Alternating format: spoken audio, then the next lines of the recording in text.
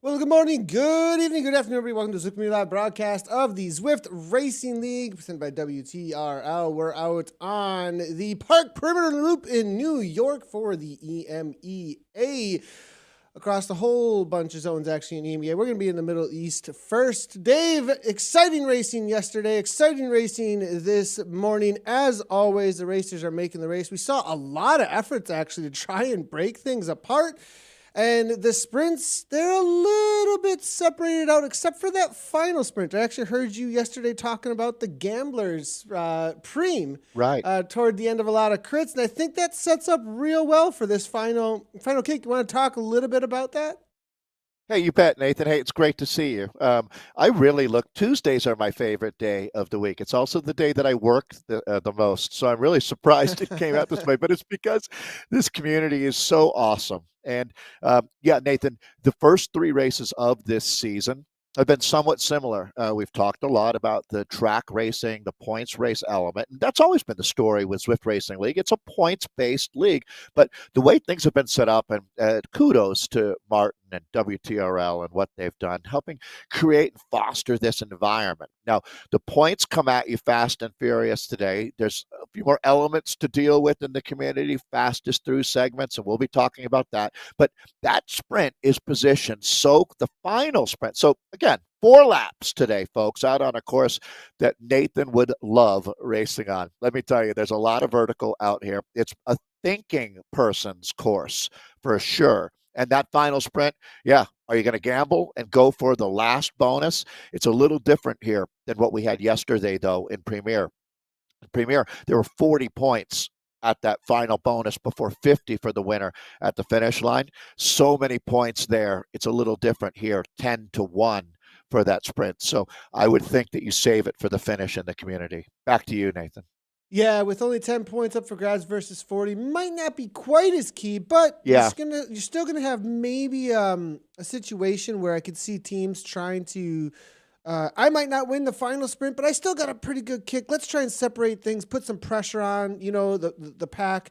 And with only 2K to go and having 10 points up for grabs, that can be the difference between a win or a loss in this team's competition. It is a sprint. It is a points competition across the entire team, just like all of our sprinting days. Let's jump it out on course here. We're in with the men's Middle East Africa. And we've got some standings that we can take a look at as well as they head on down the descent with Harlem Hill. And then there'll be a climb out of that. They're right on into it here. 59 total starting in the pens here. Great to see. And as we do, we can see that the current situation for the standings, if we can get these up on screens here in just a second, we'll have an idea. It is Skylab, I believe, that's really been dominating the scene as of recently I'm in this I'm really Middle East of curious. Africa. Yeah, I have to say, this group, unbelievable racing. Kirkmeyer, I mean, you might as well be talking about Premier League with the quality here. BL13, what a reputation this team has made for themselves. The Bullets sitting there tied on 34 points with Hexagon 2. So, Nathan, I'm going to have to pay a lot more attention to Hexagon 2. It's clearly, we'll be checking in with them out here today. Skylab doing what Skylab does. So this is 2 races into the season. 40 points would be, so what they've got is a first and a second, just like Kirkmeyer has a first and a second, Nathan. So really competitive in this group. Yeah, Kirkmeyer versus Skylab is quite the conversation, actually. Those are 2 high-powered teams. 34 and 34 with that tie there between BL13 and Hexagon. I wouldn't count, though, BL13, don't count them out in any way whatsoever. And with this Hexagon team to be in the conversation with those 4 teams, definitely I would have to say be on the watch out. Who is Hexagon is going to be a question to answer. Well, it's a French-based team. They do have one German rider, Sepp Janssen, on the squad. They're presented by Ceres, I should mention. Quentin Ruffer, Jordan Gobenet, Cedric Stempel, Cedric Goncalves, and Aumery LAC. Aumery is the family that owns the Tour de France, actually. I wonder if there's any relationship there. Ooh la la. Ooh la la. So, but this name here is super familiar to all of us, isn't it? Johannes Reckenauer. This is Kirchmeier, and this is the full squad. Stefan is here, Thomas Wagner, Vocic, Joris van Nieuwkerk, and Ingo Reichardt, along with Alfie Pikington, who's the rider out of the United Kingdom with the squad. But Nathan, can we talk about the course really quickly here? This is a challenging 9.7 kilometer loop that they're out here on. This group will be, I would think, whittled down by the time we get to those last couple sprints. What's your thought here? Yeah, on this first lap, maybe not quite as much going to be happening, but I have to agree with you that there will be some splits happening later on in the race. Those who might find themselves caught out a little bit. You can sit in if you're at that level, of that top, I would say 50% of this crowd, but it's going to get difficult on the back end of this course, especially if you take any risks early on. There may be some athletes that are just looking to kind of sit in and not do too much work and make it to the end.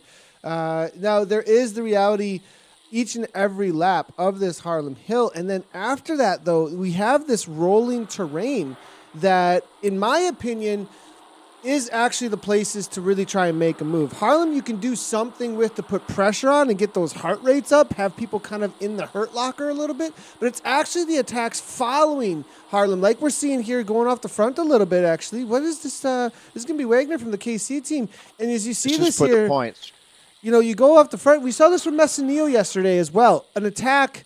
Leandro Messineo went from WEZ yesterday from about, I would say, 2 to 3K out from the points and was able to grab those because the pack is not going to be coming with quite as much force after that climb. So, but I think that's not going to happen until probably a little bit later in the race. This first lap, everyone's going to be feeling pretty fresh and ready to respond to those kicks. Yeah, completely agree, Nathan. Just kind of stretching the legs a little bit of a test attack there.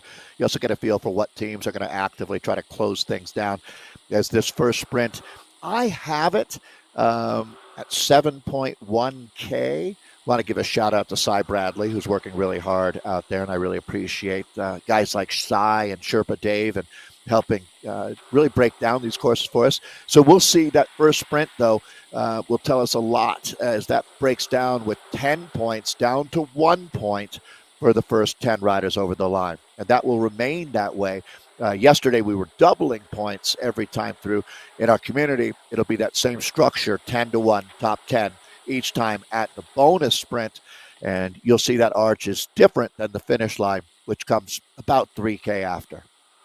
Real quickly, I am seeing the comments in chat about what's happening with power-ups, and it looks like for today, we are going to be on the Ghost. No Anvil, the rest of the day. Just so everybody knows, it will be Ghost and have that consistency throughout the entirety of the day. If you did have any plans for Ghost the Anvil. this morning?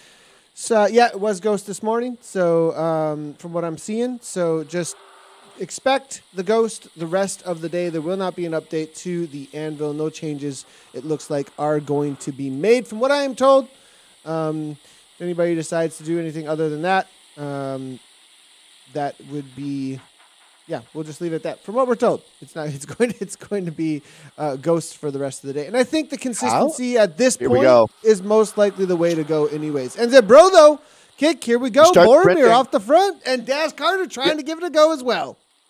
Daz Carter's an absolute monster here, but I got to say, NZ Bro timed this perfectly. You sprint into the void there. You can't see the line that you're sprinting for, and this is the All Blacks. Nice to see NZ Bro. That's a strong effort there. He'll pick up 10 points. That's Robertson. Carter for second. It looks like Ruffier for the team we were just talking about, Hexagon. They are in the conversation. Hexagon 2. Look how this group is strung out, Nathan. The counterattacks, it's very, very vulnerable after you sprint. I think, as you said earlier, and I completely agree, still a lot of fresh legs, but wait for a couple laps and see. And there you go, a bunch of ghosts being used right now. Not really the power-up of choice.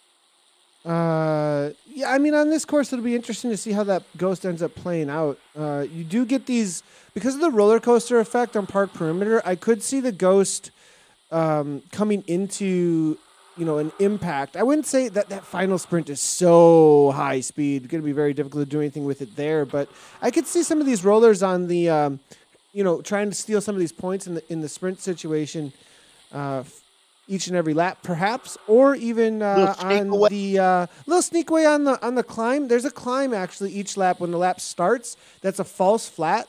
That's pretty consistent actually as you go by I forget the name of the pond or lake on the left hand side there, but as you go by that, that's really the section of course where you can try and make something happen with a consistent threshold, high over threshold effort. Yeah, it's interesting, Nathan. That ghost power up, we have seen it used really effectively. Yesterday, it was the Anvil in Premier. The only rider that I noticed using that to any good effect was Teppo Lorio. No surprise. He's a rider that has really embraced Zwiftcraft, that's for sure. So going back now to what we have here, there's Michael Gamst of BL13. They're going to be a big part of the final conversation here today. As I think the difference for our community versus the premiers is you can't wait around, or not wait around. Patience isn't as important out here today. Trying to get up in the mix in all of these sprints is going to be the name of the game, without any doubt. Trying to stack points before you go into the heavily weighted finale, where there's 50 points waiting for a winner, 40 for second, and 35 for third. That's a lot of points there at the finish line when you think about the fact that the most you could earn in bonuses for any one rider would be 50 points. So winning every sprint up here until the finish would get you the same number of points as winning the race. That's a lot of work. Rather than saving it for one final effort, if you're that good of a sprinter, you should trust in yourself. A little bit of a move here, it looks like, by the KC rider. Steep little ramp here. Yeah, see, it goes up to 9%. This is what I was talking about too. Is with this, Pilkington giving a little bit of a go here. Wagner following it up. It looks like Griffiths there from BL13, followed up by Wire. So the two top teams here battling it out a little bit. That punch right there, it can be a launch pad. We go into 0% gradient, and then we have this little rolling a little bit, and then we have kind of a false flat for a while here in just a moment. And if you put the pressure on, you can. The nice thing about it is that with these false flats, 1%, 2% gradient, the rest of the pack kind of has to work almost, as hard as those who are off the front. You got to really chase this down. You don't really get too much of a rotation at the front of the pack either. So you do get a little bit more out of some effort here than you would maybe on a regular flat section of course against the pack. But it looks like they're going to pull this right back in at 4.8. He's going to need 6.0 watts per kilogram really to try and do anything with this. 10 kilometers in, 3 laps to go yet. And it looks like it's all going to be Grupo Compacto. We did see some fall off, though. You said, Dave, early on, this course is going to be tough for those who just are not at that upper echelon level of this zone. And we saw about 10 to 15 fall off right through that first sprint, actually. Greatest understatement, Nathan, I'll probably ever make an esports commentary will be, it is much easier to get dropped than it is to attack. That's for sure.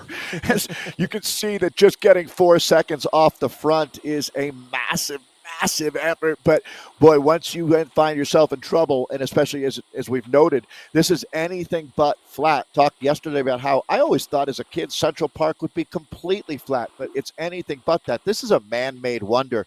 Central Park is 843 acres. I was asking Matt and Hannah this yesterday off mic. I'm curious to hear your guess, Nathan, while we have a moment next sprint coming up in a few K. Would you guess that the bicycle? So the bicycle, and that's sort of a tough one to define because really the first bicycle didn't have a drivetrain. Think it was basically a board with 2 wheels attached to it, Nathan. Was the bicycle invented before or after the day that Central Park opened? What's your guess? So really the best way to put that is, would there have been bicycles at Central Park's opening day? Yes. That's a good one, isn't it? Yes, I think it would have. Yes. Yes, I think correct. It would have been. Yes, yeah.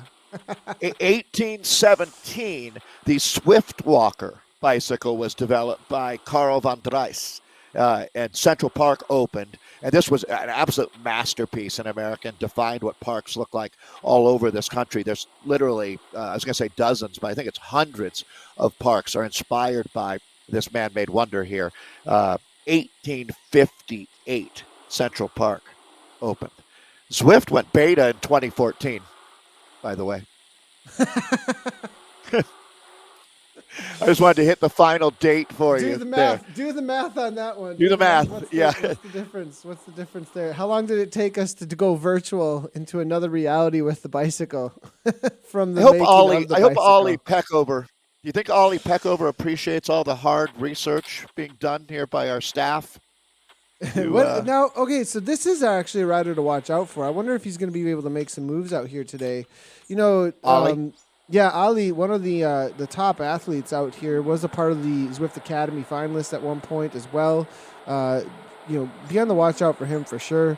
WZ Hex, we're seeing KC still involved here. Cryo RDT, take a look at these points situation and how it's played out. Is there any of these teams that we've been talking about starting to sneak their way into the conversation? Really, it's only going to be NZ Bro, because it's going to be Hexagon there, as you can see, with Riffer. Ashton, though, at the top there with the 20 points for first fastest through segment. Now, that can still be challenged, though. That is not set in stone, right? Like, those top points, those are going to start changing as we go throughout this race with this segment, because you'll start getting more and more of those 10 points that Robertson took there from NZ Bro, and that'll start adding up. Whereas that fastest through segment, will anybody be able to challenge Ashton is going to be the question as we get through the rest of these laps.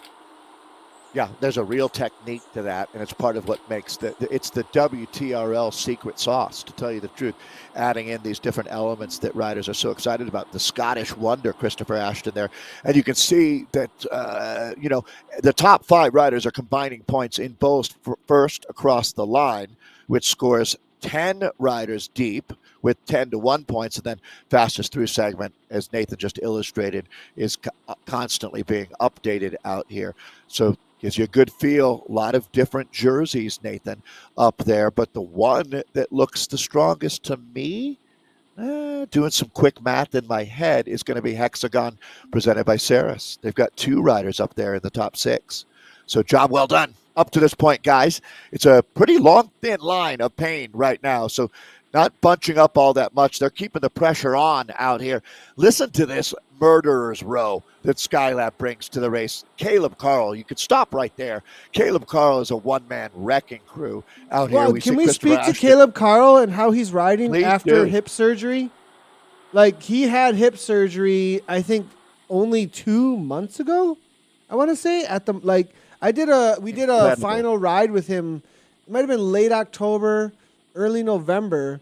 I did a ride with him right before his hip surgery, kind of as like, okay, let's go and hang out on Zwift and like send off, have a great, recovery from this. And now he's riding at this top level, and they're currently tied for first place. I mean, Caleb Carl is an animal.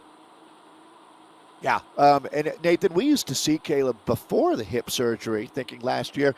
Remember, there were Tuesdays where he would do 3 different ZRL races. Nobody had the capacity that man does to suffer, race, and just a great spirit. So I'm glad to see he's doing so well. I want to hit the rest of the team here. Christopher Ashton on a brilliant day today. Harry Johnson, Joe Hill, Matt Clayton, Matthew Webster. We mentioned how Ollie Peckover is always a guy to keep your eyes on out of Isle of Man. It's Simon Rigby, Yangu, and Tom Fitzpatrick rounding out this Skylab squad. But this is going to be CrowdGen, Col de la Loze, and Wales attacking. He's got a bit of a gap, Nathan. Yeah, this is a guy to watch out for sure. Wales, I've raced with him plenty of times. He's a great, really, really strong rider. Always willing, too. That's one thing I really like about Wales. This guy, whenever I'm in a race and I want to make a move, this is a man that I can look to with Matthew Wales from Cryo RDT to do something just like this. And this is what we were talking about. He watched the broadcast yesterday, because this is a Leandro Messinillo move that we saw, almost exactly the same. The counterattack after the punch over Harlem, everybody's heart rates are in their throats. They're beaten well over threshold, just trying to hang on. Skylab, it looks like here, trying to make some adjustments to say, no, you're not going to take our points. And Toyota with Polly here are just sitting on the wheel and not pulling through and following Yangu there from Skylab. But off the front, will Matthew Wales hold on is going to be the question. Uh-oh. He's using that aero power up on the downhill, 63 kilometers per hour. Will he get some distance? I think it's going to happen as they settle down to 3.6 on the front. I completely agree. They're going to be racing for second place points, but look what's happening with that yellow jersey of BL13. They orchestrated one of the all-time greatest jailbreaks that we've seen in, I was going to say ZRL history. That was actually a Legion of LA race that was happening. We had some really fun nighttime criteriums in Neokyo. What they did there certainly set a high standard for teams and orchestration. This is just pure willpower here from the Cryogen rider. And Nathan, you're right. What Leandro did yesterday, he's clearly replicating that gap going out to nearly 10 seconds now. So in my mind, this is for the bonus points coming up. We've got a lot of racing still ahead of us here. 39 kilometers out here today. So we're not even to the midpoint yet in New York City. What a wonderful course this is. Park perimeter in full effect right now. Perfect move by Matthew Wales. Now, the question is, though, will he? They come flying, though, in just a moment here. He's just okay, going to hang on. I think he's got a kick right here, though. Look at Griffiths, BL13. I think you're right. He is 7 seconds, a little bit too much, but they're going to come rolling up on him so fast over the top here. I mean, 54 kilometers per hour here, 41, 4 seconds. BL13 is coming. Wales, you got a kick, buddy. This is right to the line, and he's just going to pull it off, I think, by maybe 10 meters. Almost nice caught. It's a downhill to the finish line. Yep, it is. Ashton Cooper second, but that was close. Well. That was really close. You know who would love that is Kate Bates. She's all about doing exactly as much as you need to and not 1 calorie burnt that's unneeded. Well done. 10 points there for Cryogen. Look at the damage done now back through this group. It is split up left, right, and center. Every man for himself. Oh, Nathan, what a moment. Oh, this is why I love the ZRL so much. You never know when it's going to go absolutely ballistic. Oh, I can't stop myself, Nathan. It is on like Donkey Kong out there right now. Look at this, the work there from Youngyu from Skylab now, unable to come back to the pack after trying to bring things back together here. Dionian as well, coming out of Finland for FZR there. Granlund, it looks like, all off the back. So we're starting to get split up a little bit. 41 riders left. English at 192 beats per minute, just hanging on as they continue to press the pace at the front, seeing the damage that's being done. KC take over and say, you're not going to sit on for free at this point. We're going to put a man on the front. It is none other than Stefan Kirchmar who does that work. Yeah, and I mean, what a legend Stefan is. This man has as much experience and horsepower, that wicked combination, and Kirchmeier by themselves can shut down. They're the dream killers out of Germany. I should say a lot of Germans on that team, but Austrians and Swiss riders as well. But they've got a really impressive outfit there. So this is going to taking a look at the front group, but Nathan, it's a bit smaller than it was a lap ago. These guys really, really have at it out here. This is a course that plays into aggressive racing. You almost can't help yourself. Yeah, it really does. That is true because of the little undulations over and over again, because there's these little punches. You can kind of roller coaster and snowball through each one of them. There's a lot of places to take some risks. It does seem, though, to me, over and over again, it is the second little roller coaster after Harlem Hill that most people have been able to try and find some space between them and the pack. There's a lull. People start thinking about the sprint. They start sitting in a little bit, saving up some energy. They also have to kind of recover from Harlem Hill. BL13 now making their way to the front, though, as perhaps they're going to take some advantage of this next section, of course, which is the punch. This is an uphill sprint, actually, for the finish. We get a preview of each and every lap, but it is a section where you can kind of give a little bit of a dig, as I said, into that false flat, 1% gradient for quite a while after this punch right here. Feather power-ups being blown left and right. Course now, but I think even more so, it's a grinder's course, Nathan, as you just see the oppressive pace being set out here. There's the Ghost being used very, very well by, it is Weir of the BL13 team. So this yellow jersey will be featuring in the second half of this race. No doubt about it. You can see a little bit of a split here on the front. It's getting ragged. No doubt about it. Look at the watch per kilo now. Everybody going up and over 5. For the most part now, this is not for the weak of heart.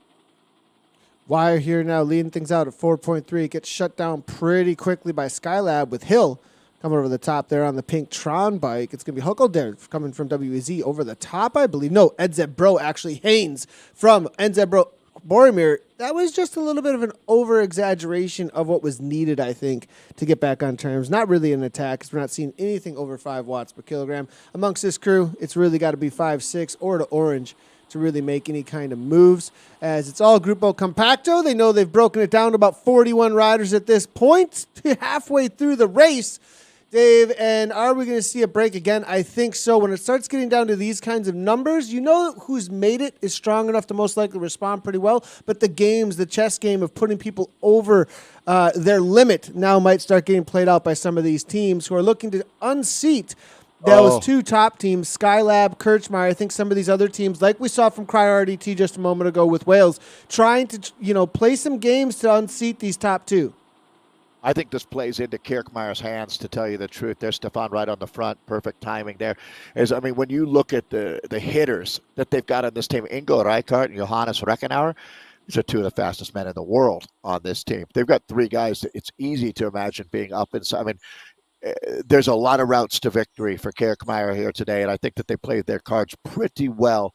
At this point now, I'm going to expect them to start surging, is a better way to put it. I think they've been patient, saving themselves for the second half of the race. Same thing now as we take a look, some of the teams that you expect something from here today. The one that's really stepped up is Hexagon. This is a team that we're going to be paying a lot more attention to, Nathan. Yeah, this is, I think, a newer team as well. If we take a look at it, and get an idea of who they are, where they're coming from, and how they were actually created. This has got to be something completely new for Hexagon, presented by Saris.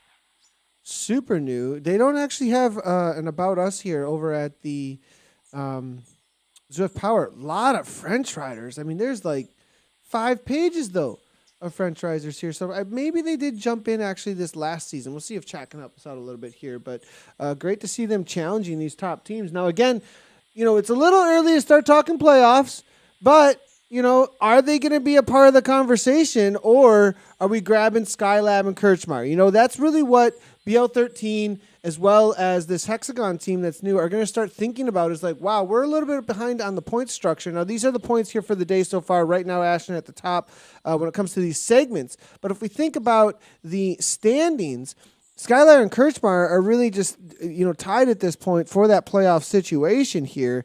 And Hexagon BL13 got to start thinking about, as well as Cryogen. They're in the conversation at 33 points, and they got some really strong riders, as we saw from Matthew Wales just a moment ago. So, they need to start doing some homework here, figure out their whiteboards, have a chat with Anna Russell, and how are they going to get back toward the top if they want to make a playoff situation. Here we go. Christopher Ashton attacking one more time.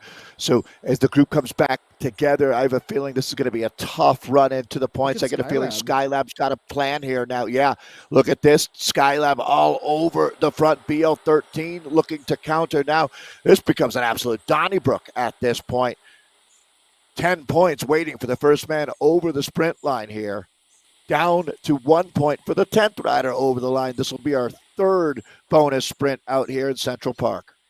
Coming over the top of Harlem Hill in just a moment here. We'll see if there's any kicks again. We have seen orange numbers almost each and every time up and over the top. Ashton to the front again. Hexagon there with Jankle's. Kirchmeier there, though. Ooh, when you start seeing Kirchmeier with that kind of speed rolling through the pack, the alarm bells start going off, and there it is, 7-7 on the front now, 466 watts. Jankle's there from Hexagon trying to follow it up. It's going to be weird here seeing that as maybe a move to follow. It's with an invisibility power-up, though.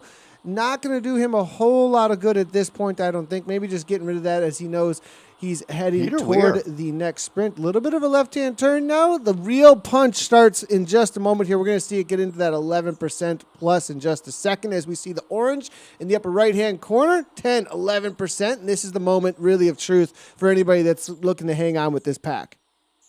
You gotta love that BL13 is counterattacking over the top of Kirchmeier, and even that won't stick as they're gonna hit the reset button one more time. This is a very, very high level. That's gonna be Simon Rigby is the Skylab rider. Boy, the 3 big teams represented minus our French friends, and it looks like they're getting up into the conversation now. These sprints, now the 3rd time, I think we're gonna crack a couple more riders here at the back of the group. Nathan, here we go. They're galloping now. 41 is what we started that climb with. I think everybody just made it over the top. Look at me getting into the super tuck at the front.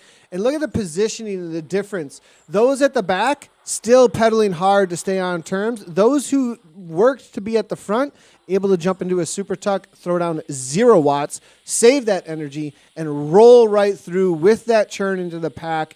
You know who amongst this group here has really got the experience. Gamps, though, with a move. There's the counter. This is the situation. Every time it seems like they've figured this out, and it's going to be Gottwald there going across with him with an invisibility power up. That was a great move by him because 2 off the front is so much more dangerous, and they didn't get a response right away because they didn't see him. Gamps and Gottwald going for it. Hill trying to follow from Skylab with an invisibility as well. This is a crucial moment right now, Dave.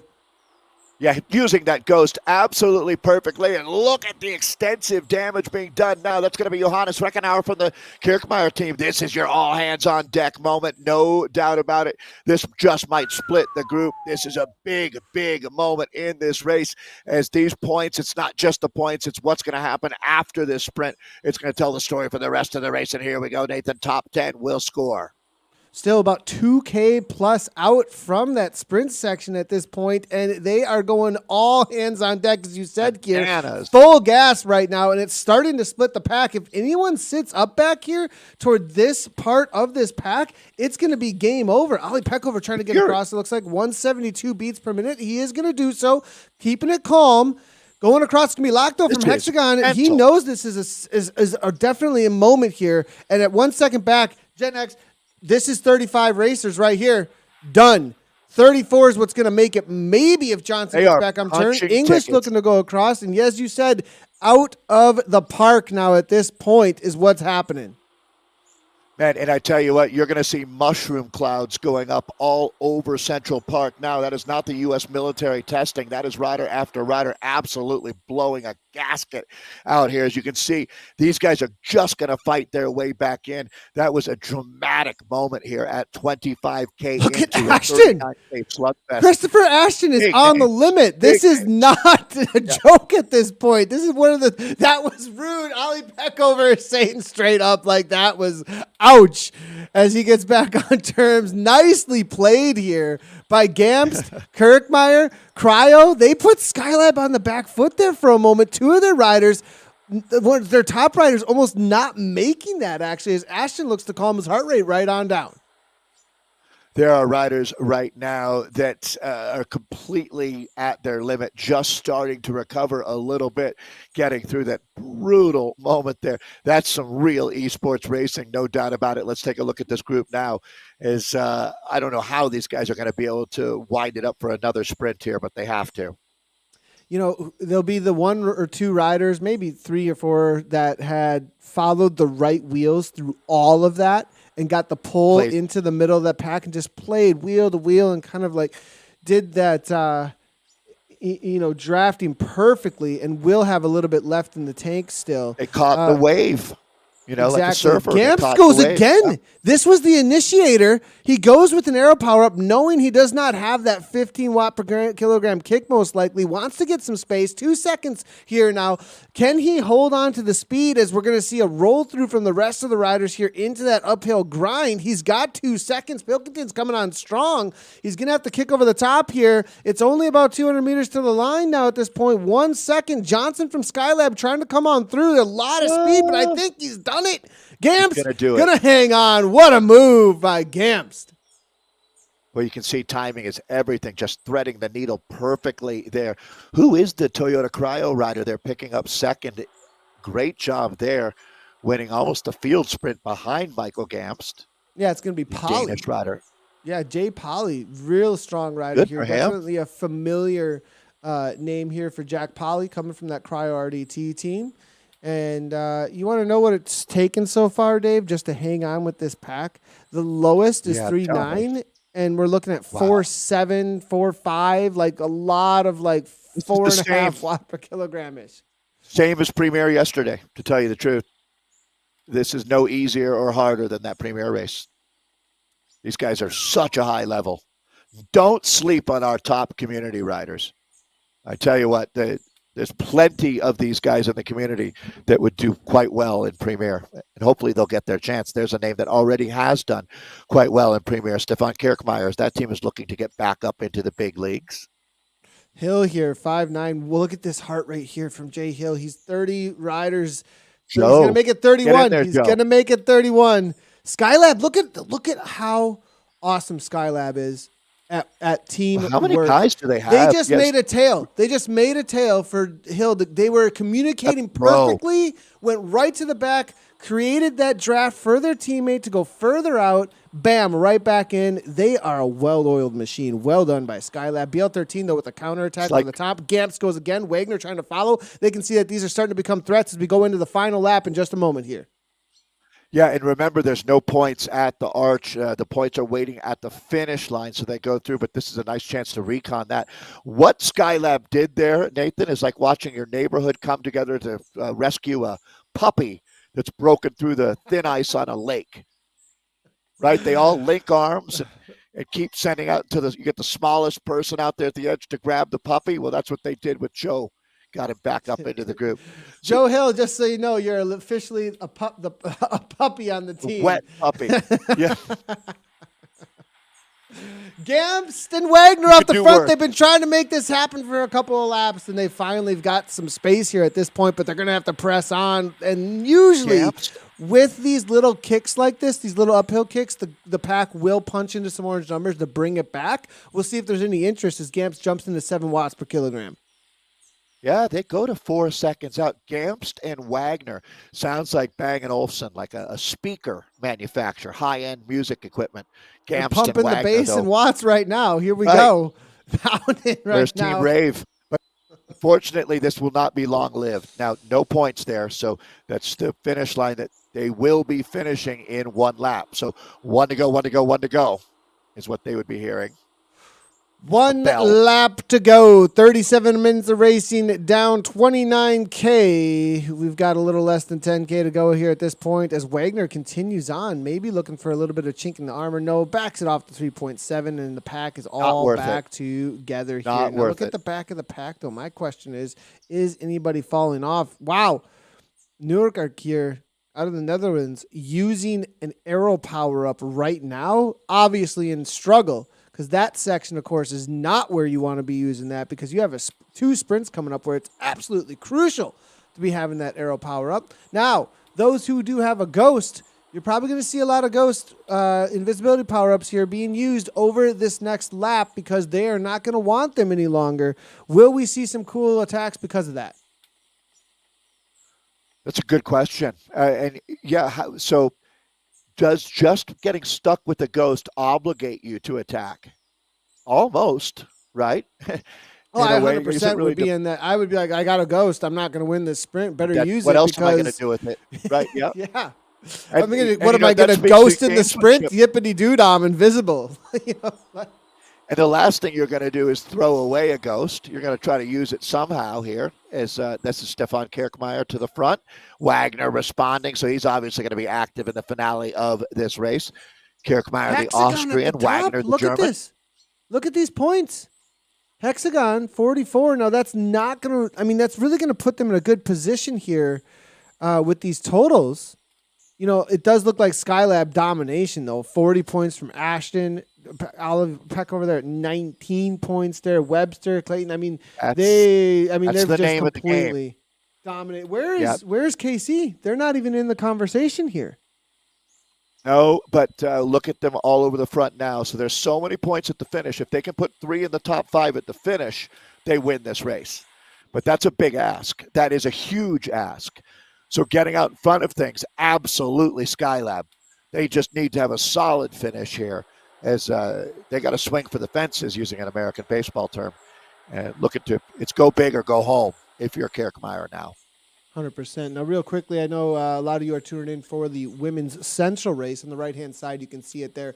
5 minutes to the start of their race. We'll go back and forth between the 2 of these races as necessary, and then jump right on into full coverage of the women's race as the men's Middle East does finish up. Just so everybody knows, you can see EMEA Central Division women's on the right-hand side, starting in a little less than 5 minutes. Big team names in there.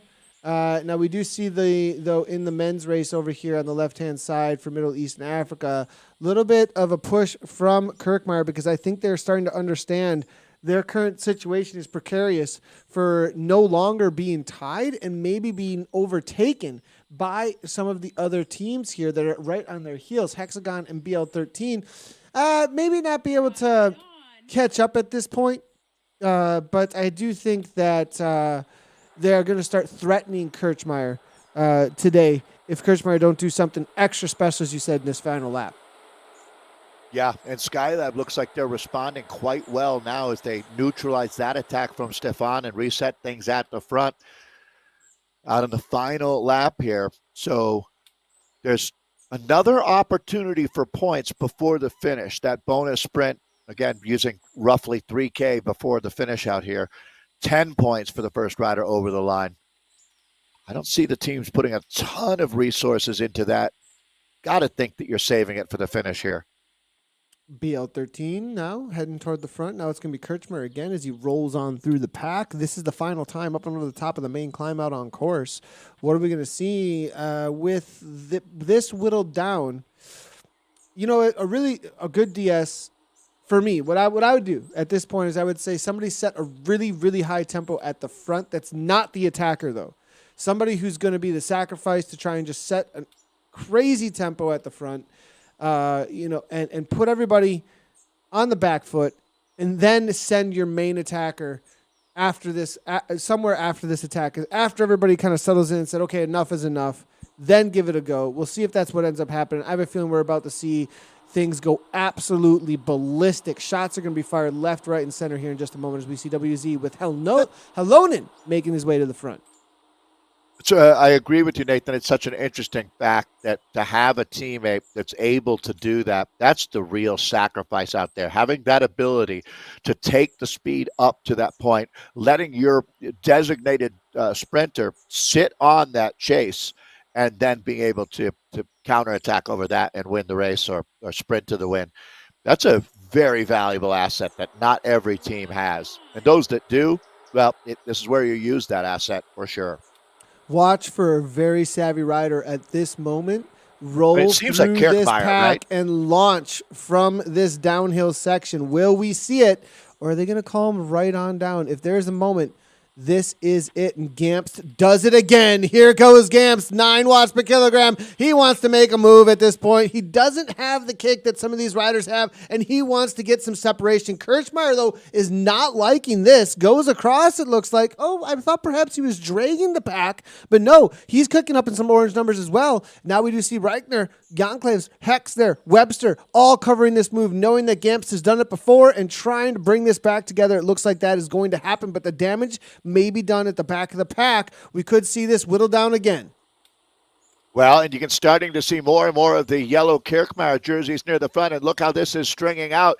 It is gone full gas out here, and I don't think that they're going to back off much. So this is going to be absolute pandemonium here in Central Park. Nathan, get ready, because this is it. So we got our bonus sprint. That's coming up a little over a K from now, and that'll move us right from the finale into the grand finale of this race. It is hotting up here in the last few K. This is Europe, Middle East, and Africa. The men's A, third race of the season, trying to break that deadlock tie. Will it be Skylab? Will it be Kirkmeyer? Or does someone else upset the apple cart here today and move into the lead after 3 races this season? Yeah, we have some comments coming on through. I have to agree with, this Pack Dynamics 3.0 has really opened things up, in my opinion, as well. James Eastwood, as well as Bowser Bikes, coming on in, making some comments over at the YouTube channel. And I agree. Pack Dynamics 3.0, even on these courses that have been flatter, you've seen a lot more separation, a lot more threat to actually get away. It's still like regular bike racing where it's difficult to get away, but it's not impossible. We've seen things succeed over and over again, which is really cool to see. And I just want to shout out a kudos to that Pack Dynamics 3.0 that has made things so interesting that Zwift has developed here. Now, Reichner, Wagner, look at these Beautiful 3 Kirchmeier. 3 Kirchmeier riders on the front.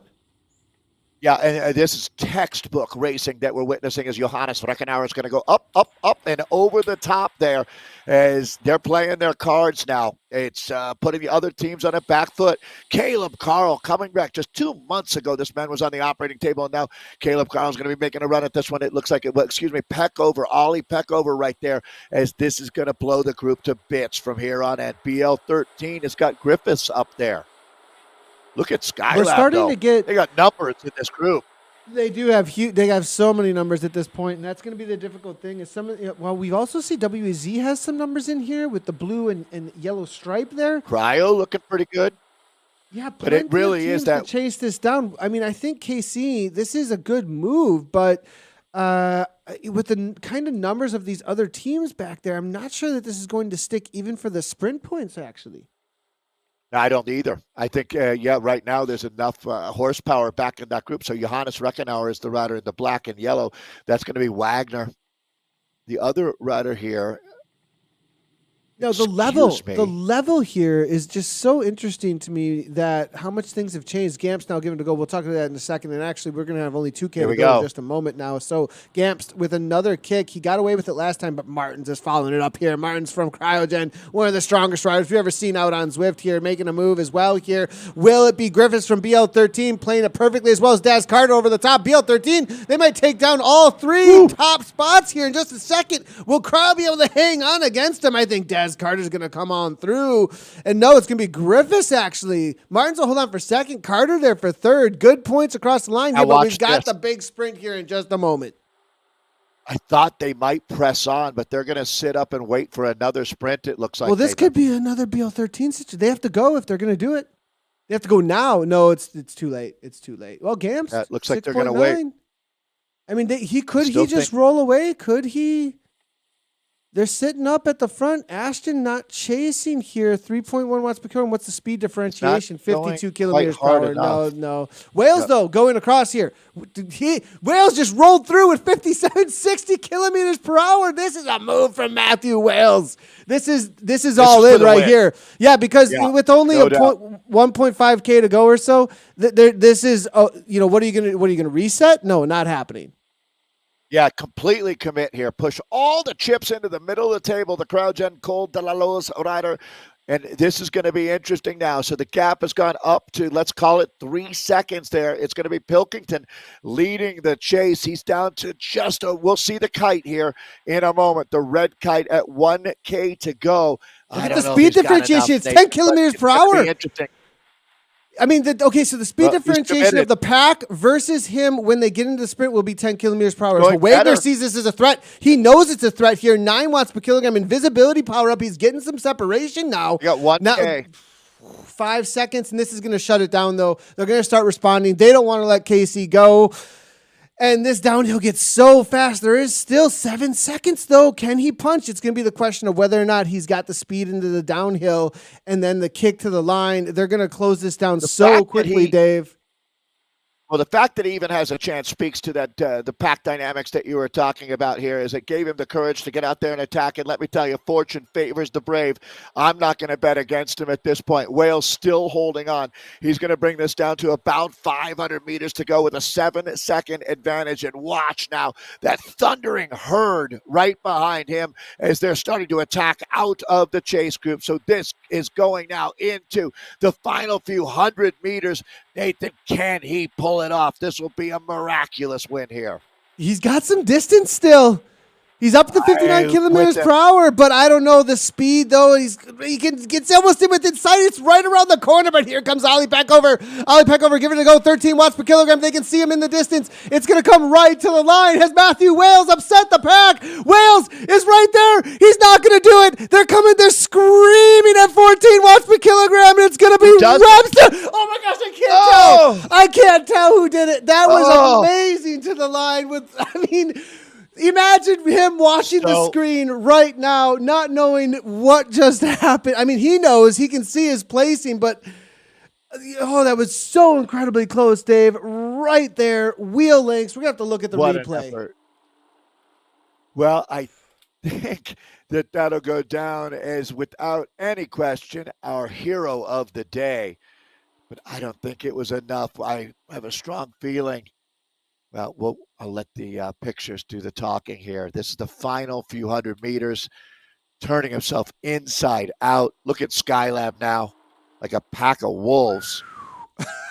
The gazelle, right? The lions out on the savannah coming for I him. thought he had it right here, but no. Look at the speed difference. I don't think so. I don't know. Right You know, they got there. two up there. Hexagon might have gone Oh, one. he got nipped. He got nipped at the line, I think. We'll have to take a look at the results. The ladies are out on course, and there's some serious damage being done in the ladies' race. We got to jump on over there right away, actually, as we do not want to miss any of that action. We'll be able to go back. We'll take a look at the results in just a moment. But, I mean, Wales, what a move. Still gets a podium, it looks like, here. But I think it was Webster from Skylab taking it there, with Hexagon going second and third with Amory and Quinta Rufer. But we'll go take a look. Back in with the women here, early going. They got their first sprint coming up pretty quickly here. Yeah, and things are already blowing apart here. I mean, names like Charlotte Backus and Nugent off the back, completely blown apart. We're going to have to take a look exactly what went down here. Tennille here from Rave, also off the back. 3 seconds with the chase group. We've only got 40 riders left, and we're only 4K into this race, Dave. My goodness, I'd be very curious what was going on in the first couple of K. What team activated this race so aggressively here? You know, I mean, look at that. That completely blown apart. Unprecedented, to tell you the truth, to see this level of racing, having that many riders. I mean, that's got to be a dozen riders at a minimum. Looks like 3 might get back in as they've sat up a little bit here. Well, I can only imagine how frenetic the opening first few minutes were out here. Yeah, and so I have look a at how feeling it stands. Maybe Coalition Beta that may have been, or Canyon Esports Beta, not Coalition, that may have made this really blow up. They are the top team, as you're seeing by that one point. Looks like Zedson's able to make this move, as well as Sox Watts is in there as well. They've lost a couple of riders, those Sox Watts, but we saw, in the first week, the domination of Sox for Watts on a course that suited, I believe Rachel Elliott was out here hammering away, right? And so Sergeant Taylor's there as well, though. But we'll see what can end up happening with Sox for Watts and if they're going to be able to come back, because I thought that this last week they were going to still be that top team, but Canyon showed up and showed us that they knew how to sprint out on that classic course. If you remember, Dave, that was kind of what's happening to Sox for Watts. They're unable to really respond to this kick, these kicks out on this course. Will we see something similar? Because this course mixes it up a little bit more, where it's about the kick, but it's also about the grind that you're saying. And Sox Watts could take advantage of that against the sprinters of Canyon Esports. Yeah, I agree. But Canyon Esports has really got their act together, cracking the code. Wasn't it the first week in Neokyo where Rachel Elliott had that solo attack and actually held on to win by maybe 15 seconds that day out there? It's going to be this is a very, very competitive group. In no way is Canyon Esports running away with this, even though you see them sitting on 38 points. It's going to be all of these women are going to come out of this season better for having raced at such a high level. I believe that we've got a 17-year-old in this group as well, Philippa Draper, out here, who's been really, really impressive as one of the young riders. Maybe she's 18, to tell you the truth. I'm not sure if there's an age restriction. There must be. I should know that rule. Can a junior race with us here? I believe. I know there's a cutoff. I can't remember where it is. There is a cutoff, and it might be 18. Yes, must be 16 or turning 16 during the season. There you go. During the season. Thank you, Martin. So that would make sense. She is 17. Talking about Philippa Draper. That's young to be racing at this level. As the ladies are heading toward their sprint section, this is the current stand. As you can see, it is very close with these top 4, Dave. This 36, 37, 37, and 38 points. A little bit different than what we just saw in the men's race. And then a little bit of a jump down to BBB, Gen Z, and Team NL ladies there. Ravon, KSTE, and EdZ Bro Arwen. But those top 4, this is going to be an all-out battle here today. It's really going to, I think today is going to be telltale for how the second half of the season is going to play out. The kick here coming from Beta, they have been on it when it comes to the sprints, and they're showing us again. Maybe we'll see a counter from Sox or Watts, perhaps, but a little bit of a punch, and it's going to be Ukena easily taking this down. Kagstrom, very late response, actually, from Team SZ. Ends up with Truan here trying to come on through. Beta might be able to take 1-2, actually, it looks like, with Truan, I think, taking down that third spot, I believe. Look at Coalition Beta all over the front here when it comes to the sprint. Will SZ respond with a counter, or Sox or Watts? Where are they even? Yeah, boy. There's Zedson moving up. Seems like a big moment happening right here. Looks like teams really trying to get organized. I have, I think land counterattack. It looks like. Yeah, I think this course really does show some differentiation as far as fitness and ability. Just on, as you said, a grinder's course, and those who just can't hang on through some of these sections, these high speed attacks, you just see them falling off within the first lap here. This is going to really get whittled down. I have a feeling in this women's race, out of all the races that we're going to see today, this might be one where you can really get a breakaway working. You get 4 or 5 riders off the front, or even less, that work well together. Later on in this race, mix of teams. Yeah, exactly. That really. But Canyon might shut that down. You could, they may just say we want the sprints. Yeah, unless they get 2 riders in a 6-rider group, something like that, right? If they had the numbers, but then other teams don't want to work with them, and that's why it's so tough to get a breakaway to stick. Got to give Angela Ukena credit there, the Canyon Beta rider. She's got a wicked sprint on her. Certainly a rider to watch for the future. It's a new name to me, to tell you the truth. This is the Canyon Beta team that we're looking at, part of the Canyon franchise. This team plays a really important role for that, what Canyon is all about. We'll take a look at those points from that first sprint. Well, first, let's in the men's race, though, that was that we did just see. I want to make sure that they do get that everybody sees exactly what ended up going down there. So real quickly, let's take a look at the men's results that we just saw go down. It was Skylab, followed up by Hexagon. Had a good day out there. Cryogen then with Matthew Wales actually did not end up taking that podium, followed up by George Hunter. He did, which is amazing. Matthew Clayton followed up by Dave Griffiths. It's going to be Kirchmer E-Racing Team Men. Kirchmer not involved. They're definitely going to fall in the standings on the day. Hexagon going to get some advantage. BL13 not so much there as well. I think Hexagon are maybe going to be moving their way into third and perhaps challenging Kirchmer with the kind of day that they had for that first place overall, because BL13 are also in that conversation, and Cryogen for stealing some points away. So we'll see how the standings are here in just a moment. I might actually have them. And yes, I do. And this is the situation after the day. Skylab, Kirchmer, BL13, Cryogen, and Hexagon. That's the current situation. So Skylab's still with the domination. Wins are judged oftentimes at the highest level by the quality of your competition. For Skylab, racing in this group and having success has got to feel incredibly good. They're beating some of the best teams in esports here. This may be their season, actually, with the way that they're. It seems like it. With their riding, it really right does. Now. I've been kind of like hyping them up for quite a few seasons here, and they just haven't quite made it to that next level. But speaking of next, they might be the next out there. We'll see what happens at the end of the season here. But be on the watch out for Skylab. But that was some serious domination and very smart tactics. They weren't. I've seen in past seasons where they may have wasted some effort here and there, not made the best tactical moves. And I think today they've kind of figured that one out. I agree, Nathan. It's really when you look at what I would say that Velocio has done the same thing as well. These teams coming out of the community, there's a secret sauce.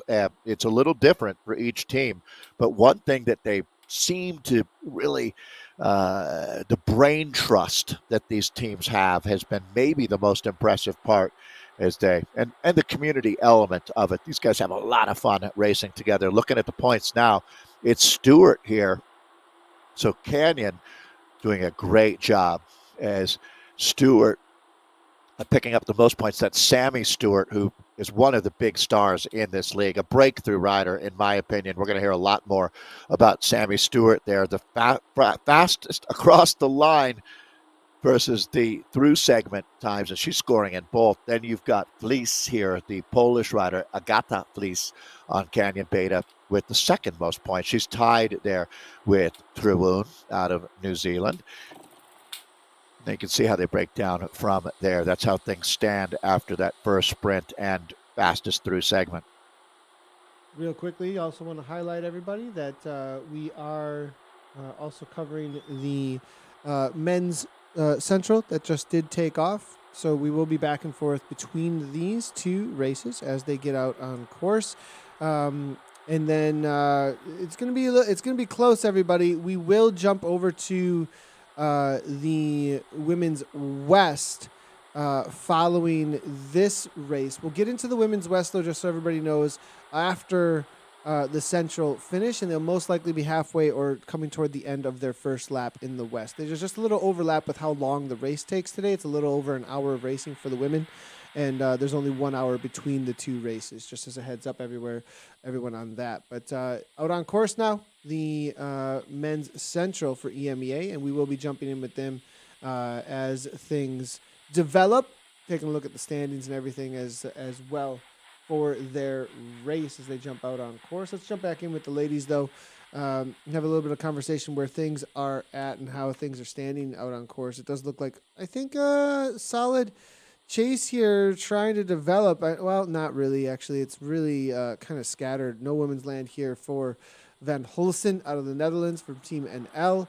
A little bit of chase here from the Zed Sun rider here. There is a solid group here with Tennille Irish, who never stops Zwifting, it seems, from Team Rave and their new kit that they're not wearing it obviously here because they have to keep on the same kit for the rest of the ZRL, but they do have a new kit in game. If you haven't done the RaveCon, make sure to check it out, as Anna Russell's actually leading the RaveCon this weekend on Sunday, 11 p.m. Central Time, 5 p.m. UK. Go check that out. It's a lot of fun.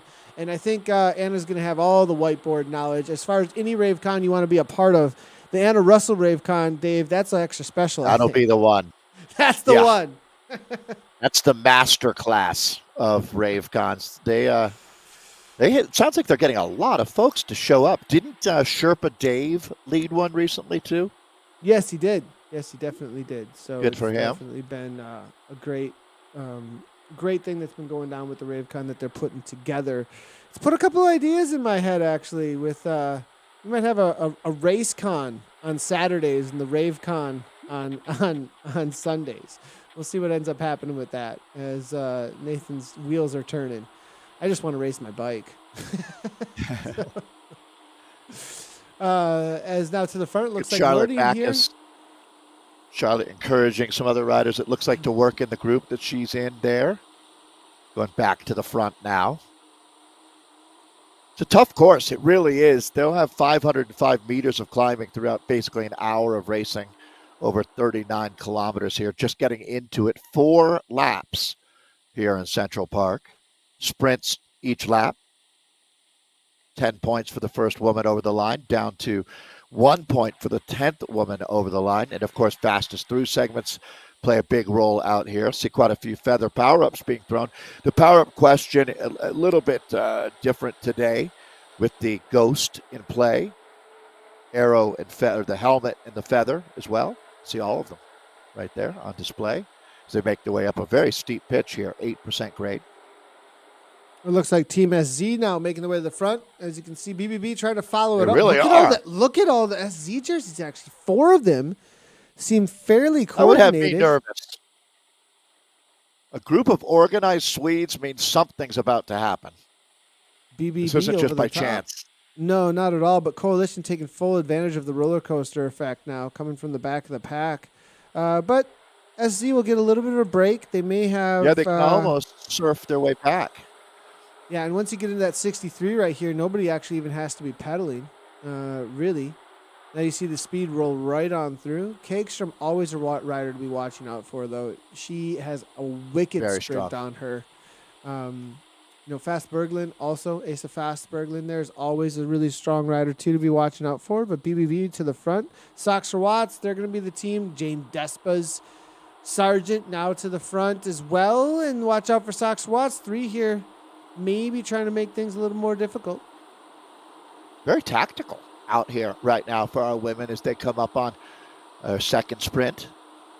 Little ways to go, but this is going to be interesting. The Swedish Swifters are clearly got a plan. They remain blanketing the front along with Socks for Watts. Here's Zed Sun R. Very organized. Canyon Beta now moving their way up in the group. Nobody wanting to attack, though, Nathan. You can see everybody being relatively conservative at this point, which, if you ask me, makes sense. Yeah, at this point in the race, I think, well, not much to gain by attacking, but you got a lot to lose. True. For me, knowing how difficult it's been for everybody, either this pack is, just playing things really cagey here, waiting for the sprints. I just feel like it's shown that you can put the hurt on if you have the effort. I would personally be going for it. TP's doing exactly that. BBB here to the front. And, maybe everything will just get shut down, though. Maybe you're right there, Dave. With the amount of actually, it comes down to this. The teams that have representation, it's on them at this point, right? That's what you're thinking if you're in this pack. SZ, what are you doing? Beta, you've got the numbers. Let me, if you look at it from SZ's perspective, you want this group to stay together. They have two of the fastest 4 women in this race, right? You're mentioning how strong they are in the sprint. So they want it to be a sprint. And maybe the way you keep it a sprint is by keeping the pace a little bit higher, right? I think that might be sort of counterintuitive, but if you can keep the speed fast enough that no one wants to attack out of that group, because I think that there's some riders right now that have got an itchy trigger finger, if you know what I mean. They're feeling fresh. They want to attack. They're having to hold themselves back here. I think a lot of riders are gauging their effort right now. Yeah. Yeah, I'd have to agree with that 100%. They're really trying to figure out where things stand on course here at this point and what to do. Maybe a little bit more conversation. Well, some plans being played out, at this point. Well, and you look around. If you're thinking about attacking and you look around, you see so many strong women who are so fresh, it discourages you because you need the race to be harder, actually, to attack, in my thought. Right now, it's just too easy. And that's the way races race. I mean, look at the watts per kilo here. Really different than what we've seen so far. But it'll get, usually when the races are like this now, it gets really, really tough later. You're going to pay the piper one way or another. You can pay me now or you can pay me later. But you're going to pay. 100%. I promise. 100%. Now, as we head into this next sprint, our coalition going to do it again. As we saw earlier, this was the situation. Sammy Stewart there, Fleece. She's a monster. I mean, this is just domination. Now, the cool thing here, Team NL are in the conversation, though, as you can see. So that's good to see. And as they make their way over the top here, we'll see if they're able to challenge a little bit more. But I'm not sure that Team NL made too much. Not too many of the riders. I think there's only maybe 2 left here from what it comes. It's nice that they're in the orange because you can really spot them out here. Lots of feather power. Looks like Canyon's attacking. Nice move here. So this was what we were talking about. Canyon, they've positioned riders on the front of the group. This is the woman who won sprint number 1. And Angela Ukina is back at it now. So Canyon going to roll this one, Nathan. Let's see how this plays out for them. They definitely are taking the bit. They do very well. 3 riders up in the top 4. Swedish Swifters, maybe 2 in the top 5. That was a nice job by Canyon Beta. Yeah, really well played there by Canyon Beta. See, they were patient, right? They were patient, timed that just right.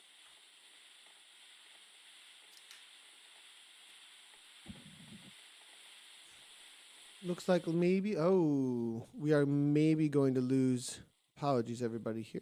If we do lose it, we are going to lose it for just a second. As we do, Dave, let's go ahead and speak to... So apologies on that, everybody. Yeah, as we come back. Yeah, Nathan will get that back here. We right now we've got the women out on course. They're about halfway through a 39 kilometer race. We've seen the Canyon team doing a tremendous job up to this point. I think when we do get back in and look at those points, you're going to see that after that last sprint where Canyon, I would have picked up 10 for first, 9 for second, and I believe 7 for fourth there. That ought to move them right up onto the top of the leaderboard. This is points based with the racing here. It's not flagged to finish as a typical road race would be. So it's a little bit of elements of track racing integrated into a standard road race. We're racing here in Central Park today. As I said, 4 laps with 4 sprint opportunities, and then obviously the final where the lion's share of the points are waiting, with 50 points for the winner, 40 for second, 35 for third, and then it works its way down through the top 30 riders. Let's go ahead and real quickly, Dave, we can take a look at the rest of the results while we get this back up actually from that men's race that we had from EMEA real quickly, everybody, and then we'll jump right back on in. So let's go ahead and go through this and see how this played out. And talk us through these, Dave. Yeah, let me take it from the top here. So this is going to be our Europe, Middle East, and Africa division. This is not the first group of races that happened during the day, as Nathan, working with our colleagues, Anna and Kate, start things off in the APAC, which happens if you're here in the United States at about 2 o'clock in the morning. So this is going to be Europe, Middle East, and Africa, our Division 1 mixed men's. And our A category, you can see down in the bottom, we have A's, B's, C's, and D's, all racing as part of the WTRL. So Skylab is the team. Matthew Webster is the man who comes over the line first. You saw that rush to the line, and it's going to be Webster scoring for Skylab, making 4.4 watts per kilo on average out there to finish in 49 minutes and 22 seconds. It's going to be Omri, LAC Omri, for the Hexagon 2 team. We were talking about how they've made some big strides forward, and this was a really outstanding day for the French team, as they're going to take second and third. Second for Omri and Quentin Ruffier in third. It's going to be Matthew Wales, who was the late attack, getting caught right on the line for Cryogen de la Loze in fourth. George Hunter for Cryogen Cole de la Loze in fifth. It's Matt Clayton for Skylab in sixth. Dave Griffiths for BL13 Bullets in seventh. Robert Visich of Kirkmeyer in eighth. You've got Harry Johnson for Skylab with his teammate Ollie Peckover in ninth and 10th. So that's a good look at your top 10. We'll take a look at how the teams have done after 3 races a little bit later. Let's see how the Bs have done out there. They might still be racing, or we'll wait for an update. Yeah, we'll have to wait for an update perhaps here on the B category. As we do, let's see if we can jump on in to some racing here. Apologies, everybody. Had a little bit of a hiccup here, and maybe we'll just talk to the standings then, as we saw with the Middle East and Africa. Sure. With Skylab. 20. Yeah, 20 points is what you garner for a win out here. So you can do the simple math after 3 races and realize that Skylab is 2 wins and a second, as they're only 1 point away from perfect. That's an incredible start to the season. We talked about the high level of competition here in Europe, Middle East, and Africa. And as a matter of fact, I mean, I don't want to discount any other of our divisions, but certainly what you're seeing here is it's basically premier. So Skylab, then Kirkmeyer E-Racing Team, 55 points after 3 races. The BL13 Bullets sitting at third with 53. It's now tied with 51 points apiece for Cryogen, Col de la Loze, and Hexagon. I would have thought Hexagon would have gone up, actually, after that effort out there. But you always have to remember how important those bonus points are when you factor it all in. So Hexagon, certainly a team to watch. That's for sure, sitting right behind Cryogen, Col de la Loze.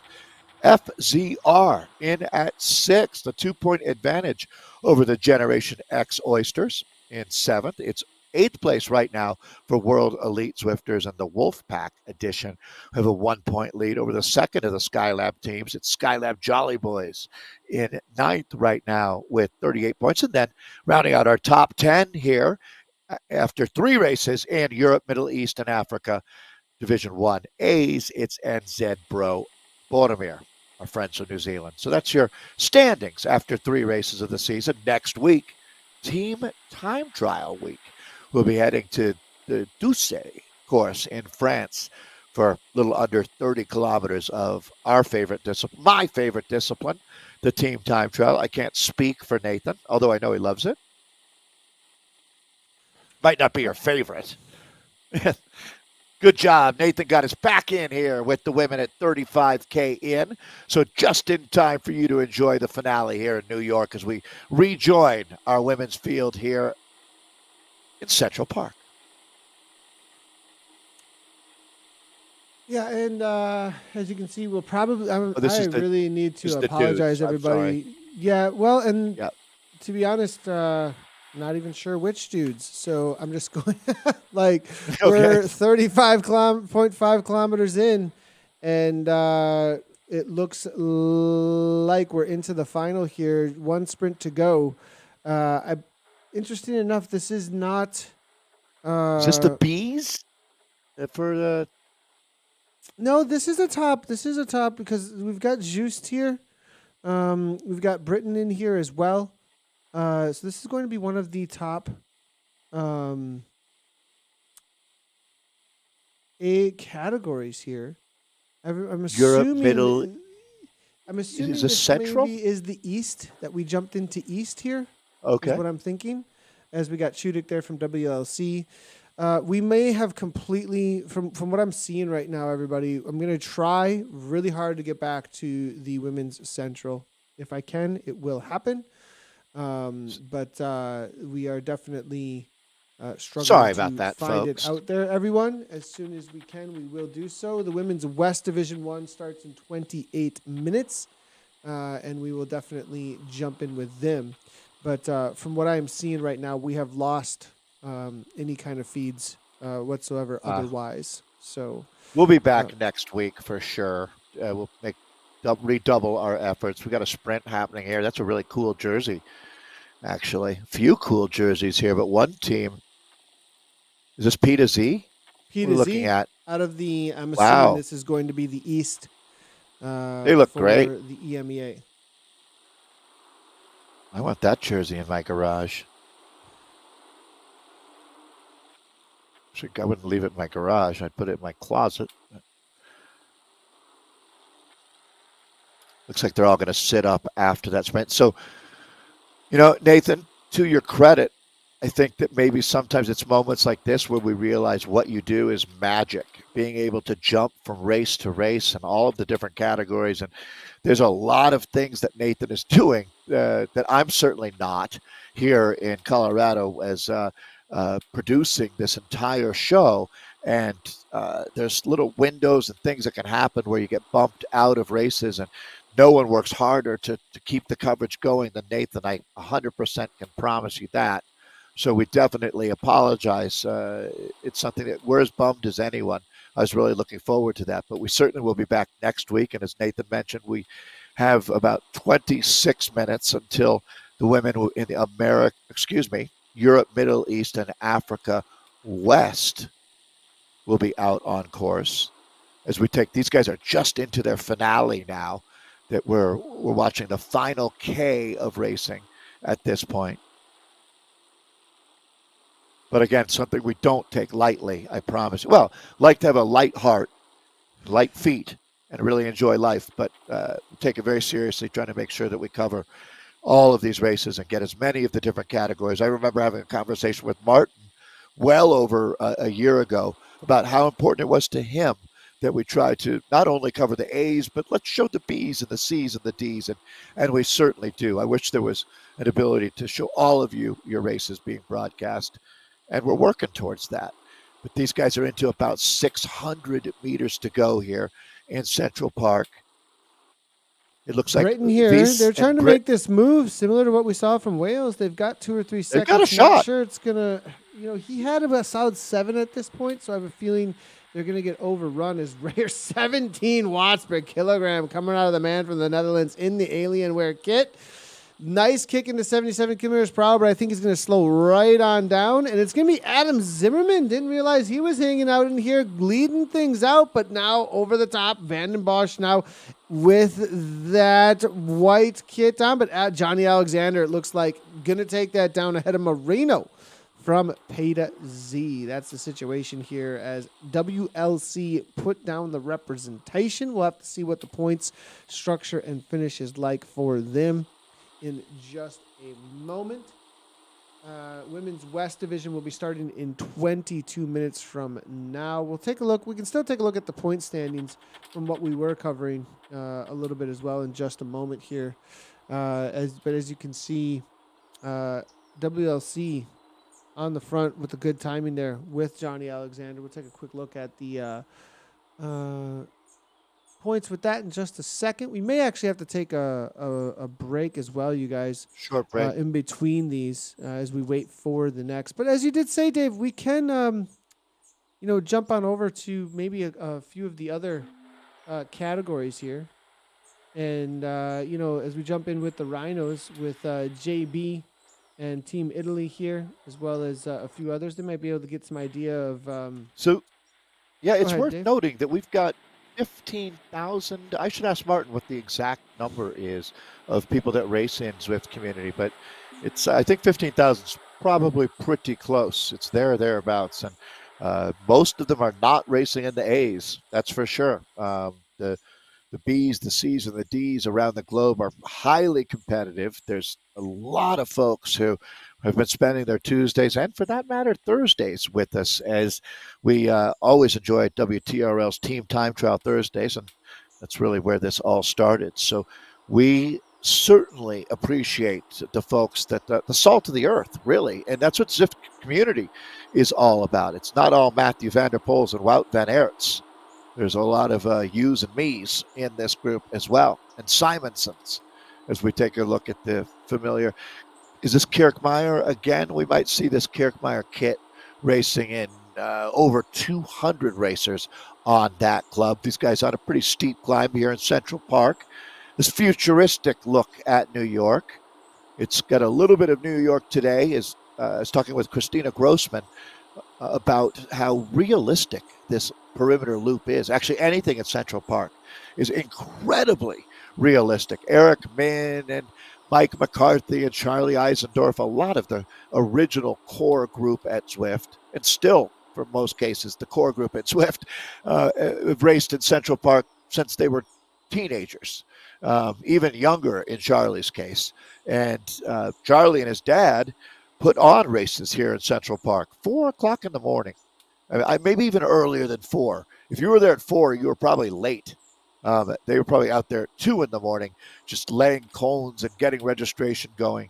And they still do that to this day. Charlie's dad, may rest in peace, has set a foundation in New York City for many, many more years of successful racing. But this looks brutal. This does not look like any fun to me. As right now, Nathan, there is a small group riding off of the front here. Yeah, and you talked a little bit about covering a couple of the other categories. So this is, apologies on what the expectation was coming into the broadcast, but we do get to jump in with the C category here, which doesn't get a whole lot of coverage, obviously, in the East Division. So this is going to be EMEA East Cs. And these are some familiar names as well when it comes to TTTs and the Zwift Racing League. I've seen them out here before. Fudre, KC, Team Italy.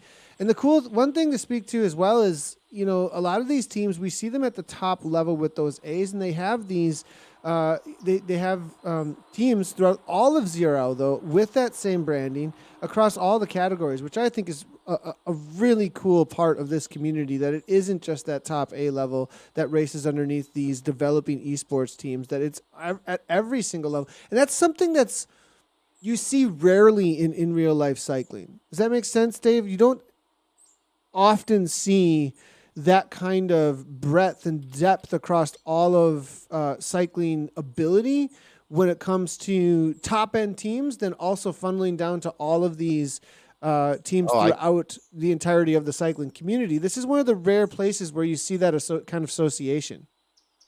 I'm trying to think, Nathan. You're so correct. I can't even step on your point with an example that's not that. I mean, there's quite a few teams out here that do. Aeonian is another good example, right? That follows that model. you could list Cryogen. You could list 10 different teams where that's I the mean, case. over and Whereas in over real again. life, Yeah, right? where And can you get that name example one. in real life where you have a team Um, that has a professional level top end that then yeah. also has from down Well, through every I can single rank? sure. I can only think of one example, and it's not current, but the Colavita used to do that, Ah, yeah, it where they did. would have, Yep. but that's the and they don't not now. Um, so and that's only one example, Nathan. So your point is very well made. And Yeah. also, you get to be part of the group. You learn the how the corporate culture, if you will, and also you have a chance to get promoted from within. And that's how, if you want to be a Premier League rider, I would really, well, I mean, I guess I'll look at it from a male's perspective, but certainly the same exact route exists with females. But in a male's perspective, I would look at a team like Next or Velocio and see, or Cryo, and see if I can get involved at the level that fits me and grow with the team. And if my ability gets to the point where I should be on a premier team, I think they'll invite me. I hope. I'd hate to get there with the ability and be said, "Hey, your attitude isn't very good, Dave."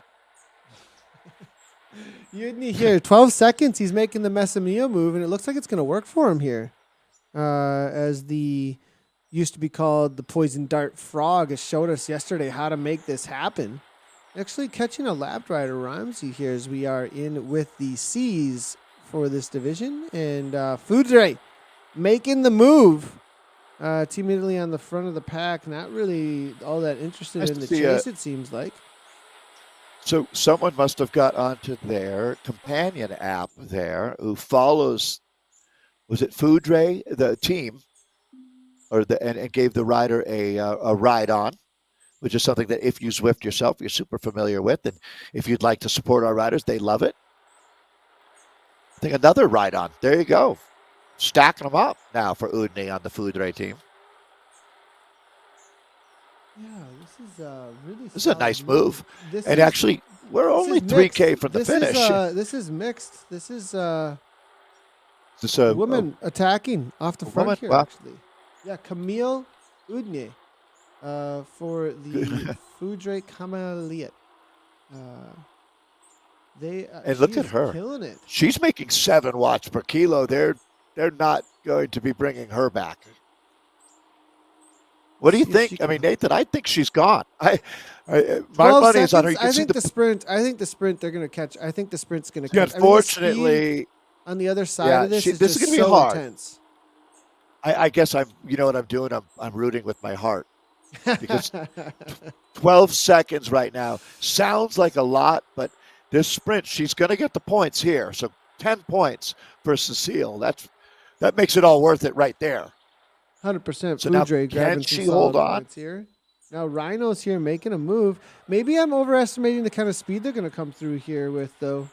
56, 57. Usually it's in the 63s to 65 with the A's. So maybe with the differentiations and the separation here, as this is completely gone ballistic again. Totally. She's still got 7 seconds. At 4.6 now at this point, I think she's going to get an upgrade, actually, is what's going to end up happening. I like Camille's style. Yeah, she's got heart of a lion. Yeah. 190 See beats the per minute, peloton back really pressing it here at this point. But we are most likely going to end up with a little bit of conversation about 4 to 5 watts per kilogram toward the end of a race like this. So can she lift it? Category. You know, she was making 7 watts per kilo a little earlier. If she could double down. Yeah, I mean, at 9 seconds, it's plenty of wiggle room. I mean, Matthew Wales almost won with less than that at this point. So we'll see what ends up happening. Backstrom now making his way to the front. It's a steep pitch, too, up to that last. There's a couple hundred meters where you're at a very tough grade, which would benefit Cecile, a light, powerful rider. Someone I heard her called a cocktail napkin with an outboard motor attached to it. That's what you want to be. Light chassis, big engine. Down to about 1K to go for Cecile. This is the chase group now. Who's going to go to the final few meters? Yeah, they're Just like keeping it Matthew within that Wales' 9 race. seconds. I mean, look at the front there. Jennings from ECC making They're a little running bit out of of a time. move. They are running out They of are time. running out of She's time. steady. Yeah. The only thing is that her, I have a feeling that she's not going to have much more than 5 to 6 watts per kilogram toward the finish here when she really gives a Agreed. little bit of a kick. And I have a feeling that the pack's going to come really running down See here the because even difference, though though? this is C category riders, they're still going to have orange number kicks toward the end here. But it won't be 15s and 19s. It'll be 11s and 13s. So I'm thinking she might have enough margin. I'm now really thinking she's got enough margin. I believe in you, Cecile. Appreciate Niels Helden coming on in. Helden's coming in with a comment here on something we were just talking about having that model of, top elite professional team all the way down to like community teams, and saying that there are some European clubs that do similar, somewhat similar models. In the Netherlands, one of the best cycling clubs has that. I do feel like though he's saying junior development and lower category. I always feel like there's like a development team and then there's like a junior team, but it isn't like all levels all across. Like it isn't like I know what you mean. Every age group, every it's got a really specific focus. Here's I agree. Like, let's just say, and we see so much of this, like a 38-year-old woman just gets it. Actually, let's call this here. Oh, like here we go. I think Udny's going to get caught right at the line. It's not going to happen. It's just too much orange numbers. Team Italy just ahead of Kirchmeier, it looks like. Oof. Within 10 meters. There. So close, Cecile. What a hero you are. She had a solid go there. She grabbed the points, though, for Team Foudre, so good on her for that. That was a really good effort by doing that. She double-dipped. She got 10 points at the last sprint, too, so she was more than useful. Superstar. I feel like we're doing a really useful engine. Okay, Thomas the train comes on in. She was definitely a really useful engine out there today. All right, we've got 29 minutes to the start of the EMEA West, as well as we've got 13 minutes to the start of the women's West as well. So we'll be in with the men's, as you can see, West next men's, and then we'll also be in with the women's. In 12 minutes with the women's West as well. So as we wait for that, everybody, we're going to take a quick little 10-minute break, and we will be back in just about 10 minutes or so for the rest of our coverage of EMEA. We also have coverage of the Americas coming up later tonight. I'll be on with Dave on the East as well as on the West. Make sure to hit those follows and subs. Don't go anywhere, everybody. Just a quick little 10-minute break, and we'll see you for the rest of our coverage here. We'll also be going through the results from those that we missed some of our coverage on for the men's and women's race that we just skipped up. So see you in about 10.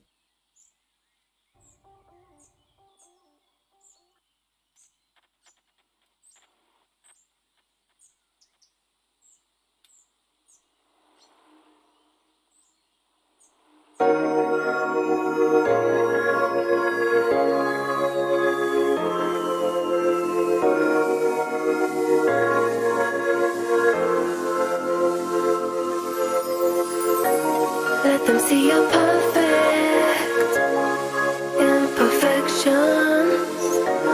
Don't hide from bad feeling, 'cause they just want your words. I won't let them take me.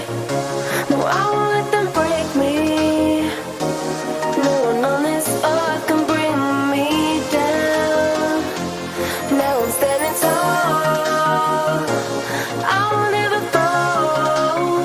Concentrate on the tightrope. The hope that you make it through to the other side. Be who you want to be. Who do you want to be? Oh, oh, oh, oh. Be who you want to be. Who do you want to be? Oh, oh, oh, oh, oh, oh. Be who you want to be. Who do you want to be? Oh, oh, oh, oh. Be who you want to be. Who do you want to be? Oh, oh, oh, oh.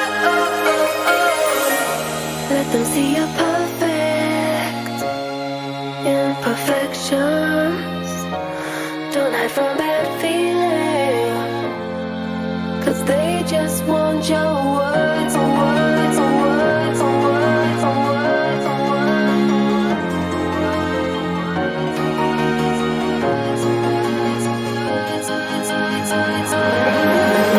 Being who you want to be, who do you want to be? Oh, oh, oh, oh. Being who you want to be, who do you want to be? Oh, oh, oh, oh, oh, oh. Being who you want to be, who do you want to be? Oh,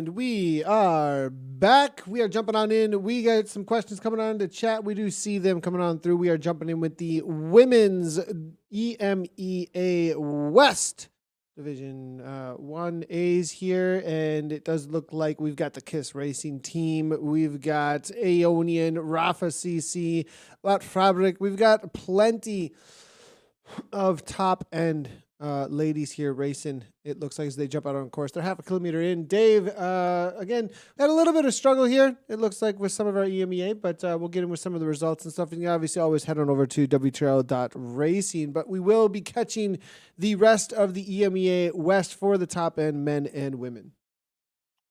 Yeah, we're on the world famous park perimeter course here, 9.7 kilometer laps with a lot of vertical gain per lap out here. The women that we're about to join are out on lap number 1. There's actually a little bit of a run in to get you out onto course proper. But once you are, it's really no rest for the weary. That is for sure. 39K, the total distance with 4 bonus sprints along the way. We've got that's first across the line, FAL, we'll call it. You'll hear about the FTS, that's fastest through segment as well.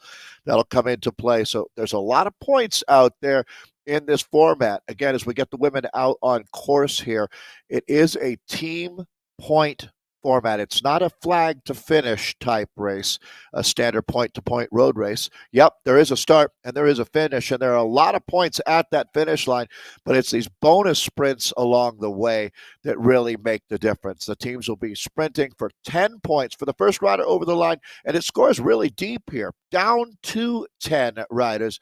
That first sprint comes up a little after 7K in, and this is the Tête de la Corsa, the front of the bike race, Nathan. Good job. Yeah, jumping right on in with it. It does look like it's going to be Sisu, I Race Like a Girl is out here. WLC has shown up. Crush Pod is here as well. The KRT Rockets. Be on the watch out for them. I have a feeling that they're going to be a team that's going to make some moves out here today. Rider who should love the course today is Marina Arce for Aeonian. Very talented rider that has got some big wins in her bona fides. Let's take this group. Yeah, what a mix of riders. I see Laura Perry is here. Moving over to Wahoo Lecole, that Canadian rider. Look at this, Nathan, an attack, and I think a ghost power-up may be being used there. Is that ghost is in play today. You've got the feather, the ghost, and the arrow helmet. Maybe not. I might have just seen something there. Ghost-like, but not an actual ghost. Not an actual ghost. Wahoo Lecole, they doing what Wahoo Lecole does at the top there, 39 points currently. Aeonian race team right on their heels at 38. Pretty close racing between these three teams. Cryogen, Stelvio are also there at 37 points. No Pins R3R women there at 33. Currently in 4th place. Rafa RCC women there with 32 points hanging out in for 5th. That's the current situation for your top 5 here in with these ladies EMEA West. Div 1. Femmes Forte is powered by Stages, followed by KRT Rockets there. And then Crush Pod Naurns. Seastar Race Like a Girl with 23 points. And Watt Fabric Watopia Girls there in 10th right now with 22 points. We'll see if Wahoo Lecole can continue on with their domination here in this West Div 1 Women's A as we head into our first time up over the top of Harlem Hill now. I did make a mistake in what I did say earlier. We will be covering a new zone that in the EMEA that I noticed actually while I was setting up the broadcasts that there's actually a northwest zone now that I wanted to make sure that we gave a little bit of coverage too. So we'll be in with the Northwest Div 1As actually in just a few minutes here. They start at 35 past the hour, interesting enough. So, Did you see, by the way, I was saying 15,000 racers. I don't know if you'd call me close or not, but I was definitely low. As Martin was letting me know that there's unique racers, 17,412 for ZRL, and the 19,755 on teams. Some riders will race on a couple of teams or a few. Yeah, so a huge amount of racers every Yeah. single week. 17,000 people showing up in some sort of manner on these teams. Absolutely great to see. Aeonian here in a little bit. Jamie Lee Wright there from Aeonian. A little bit of a move from her as they come over the top of that Harlem Hill. Not going to be making too much of damage, it looks like, at this point. If someone said to me, Nathan, show me Zwift, a prototypical member of the Zwift community, I think Jamie Lee Wright would be perfect to steer them to. Someone who's used Zwift to come back from an accident, got hit by a car, really embraced it, became a part of the community, helped form the Aeonian team. She's organized races. She's a tremendous inspiration to a lot of folks, and just somebody you really, really love seeing thriving.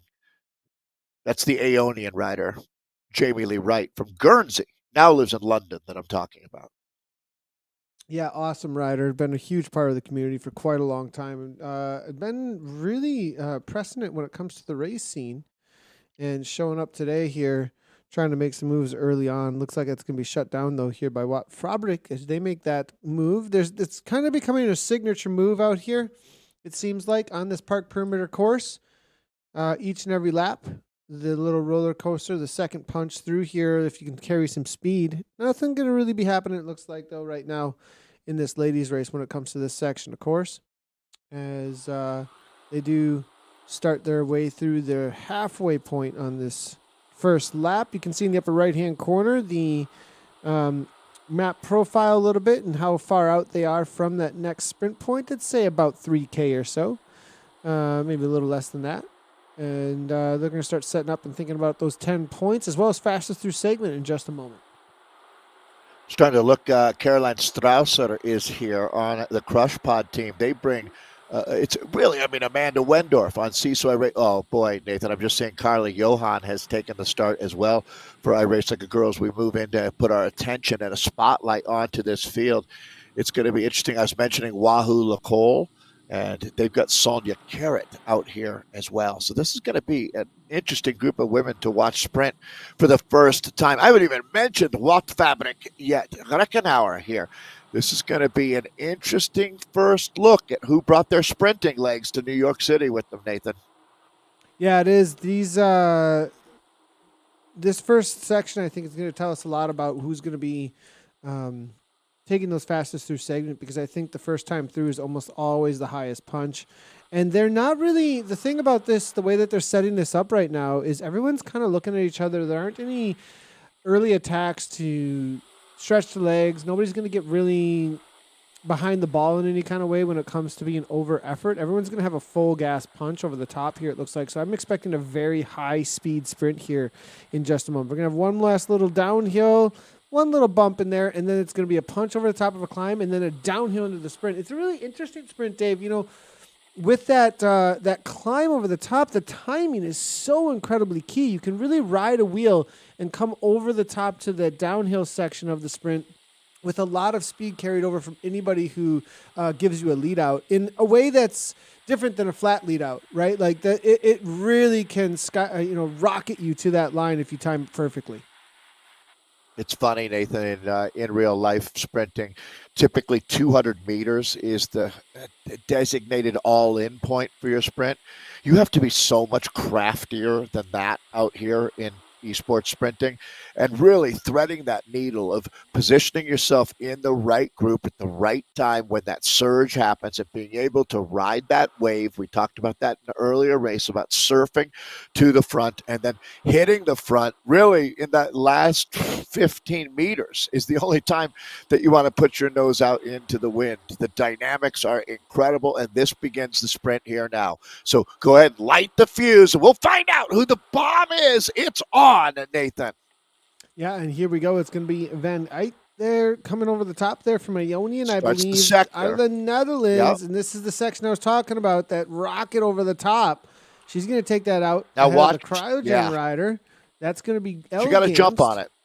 Followed up by Laura Perry there. That's your three. Good job, Laura Perry, there with the Anna Russell-approved style headband. But that was a perfect example of what you were talking about, Nathan. Got the timing right, got out in front of it that time. Obviously has reconned the course. We're in with the Canadian, Laura Perry now. Laura Perry, another leader in her community, really helping organize women, encouraging. Do we have a counterattack happening here now? Actually, yeah, that's a full. I mean, you wouldn't be able to call it for sure until I saw that arrow power up. Interesting enough, but then it just calmed At right least on pushing down. the pace. Now Yeah. back to 2 watts per Interesting. kilogram, though. That was a little bit of an interesting move there. Pump As we fake. make our way around. Yeah, that's a good way to put it. It's a pump fake. Well, the group now maybe calms things down. The first lap will be completed a little more than 1K from now. And that's where the finish line is, but there's no points as they come through. So, but they do get a chance to reconnoiter the finish here. Yeah, let's see if we can. Wahoo Lacole, Nathan. Sorry, a point you made earlier. Wahoo Lacole is another team that has a lot of riders at different levels all over the sport right now. Men, women. Yeah, that's one that's done. I think they kind of came out of the woodwork like suddenly and took over the house essentially this past year, I would say. And now at almost every level of racing, you can see Wahoo Lacole across the entire world too. They really have a representation in the EMEA. But we've seen them also represented across pretty much every region here at this point, which is really great to see. And, it's men and women, too, and I think that might be part of the formula that is crucial, as there's some big stars on both sides of that. Teppo Lorio is a Wahoo Lacole rider. He's one of the best personalities that we have in the Premier League. Really fun guy. And for Zwift, esports is, I guess, in a way, a marketing tool for Zwifting itself. And someone like Teppo just makes it look like something you want to try, makes it look fun. Well, it's not going to be fun chasing the front of this field here. Really strong women getting out there. And this is going to be a look at what the end of the race will, a preview, if you will. Was that Perry on the front? 7 watts per kilogram using an arrow power up, actually, putting a little bit of pressure on, it looks like. Headband, as you said. It's going to be the Anna Russell approved. Loving this. As her teammate, though, Zong chasing her down a little bit. Maybe not chasing her down, maybe just keeping the pressure on as much as they can. As they look to some maybe openers split the there, group though. A little bit. Anna here now. Rockets to the front. In a way, I like that. Hit that finale, that ramp, and just feel what it's going to be like. Kind of open the legs up a little bit. I suppose the legs would have opened up at that last sprint that you did just a few K ago. But everyone back together. Just kind of looking around, taking some inventory, Nathan. This group has got a lot of depth to it. There's not one rider that stands out as a superstar amongst pedestrian talent here. There's a lot of riders who have a chance to win, and that's exciting. It's always really, really fun to be in a race when either you or a teammate are in with a shot. And here in the WTRL, ZRL community, that team concept is paramount. That's what it's all about. It looks like we're looking at another field about to spawn out onto course here. Yeah, EMEA Northwest is going to also be out on course in just a few moments. Just wanted to highlight that for everybody, just so you know. We'll be in with the Northwest. And, so I guess if you're going to have 20,000 riders, you're going to have to start adding divisions then, right? Because Northwest has to be new. Yeah, it is. It's a 35 past the hour added division that came in this past season. So we're going to, by the time this is done, Nathan, we're going to have a division called South by Southwest that starts at 9:31:30. Real quickly, we'll jump back in with the ladies here in just a second. I just wanted to highlight that we will be covering this and get an idea. These are some of the teams, though, that have come over from some of the other regions. And This that looks would, like it's missing a VCR race. Doggos, Plastic Cockneys there as well. R3R Dev. There's a Hexagon 3 out there as well. Good to see. So it does look like it is missing a race currently at the time. This moment. We'll see if get a reload on that. No, it's just gonna stick us with that 20. But this is the teams to be watching out Oh, for. you know what it is? We had a little bit of a tough start to. I think that they eliminated all the results. Good for call. Group 1. Good call. Good Right. job there, Dave. That this might have been one of the zones Affected by that riders were had having trouble 7 instead joining of the 8. race. Yeah, 7 Right. instead of 8 on that one. But Northwest about to take off. As you can see, it's asking me to join it up there. Back in with the ladies, though. We're waiting for the sprint sections points to come on through still, as it is that busy time of day. Grupo Compacto, the ladies are definitely only thinking about winning out here today without too much risk, it seems like, as they play this out. Do you still have your Aeonian socks? I have, yeah, of course. Those are like my favorite socks in the more socks, please. Though I'll wear all the socks. always socks. See, are more should have than said welcome. they were stolen. Yes. No, Oh they yeah, were no, stolen. I don't have and you them. would have gotten I don't a have pair. them. Send more Aeonian socks. I mean, I guess you know what that just speaks to spirit and esprit de corps, Nathan. The fact that they were making socks 2 years ago. Clearly they were thinking about design and they have a vision for what they were doing. And I think it's just so cool to see that. Everybody wants to be a part of something. That's the human condition. We weren't meant to go through life alone, just struggling. We're meant to be with other people and have fun, push ourselves. And that's exactly what they do here in the ZRL. This group is going to be now looking for another sprint coming up. It's a ways away, to tell you the truth. They're just getting into lap number 2 in Central Park here. And it does look like, as far as representation goes, Dave, between these teams, who's really been able to make this front group? It doesn't look they've whittled it down. It seems to a couple of teams that have struggled to put some representation here, but then the top teams are still all really kind of, as we get this top view, we can really see the jerseys and differentiation. Aeonian, very well represented. WLC, super represented here as well. Crush Pod, I can see there. No pins as they make their way to the front with Elise now at 5.6 watts per kilogram, all to watch out for. Cryogen still have some jerseys in here. Some of the teams that are isolated, though, I think will be Rafa RCC. As you see Smith, though, making her way and making some noise, though, still as they have made this front group with 1 or 2 riders. I also think that the team, is there a Netherlands team or in the orange kit? We'll see if we can figure that one out. Not with a whole lot of AB representation Team Electric either. Spirit. Oh, good call is there. that I think you're right. I think that would be who they are.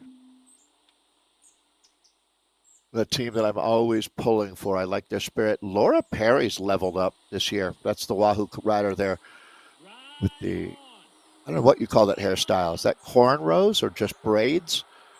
But Laura Perry pushing the pace here as these women are not going to lay back. It's interesting. The top teams, Nathan, they want to make things hard here in the early going, but you don't want to overdo it as well.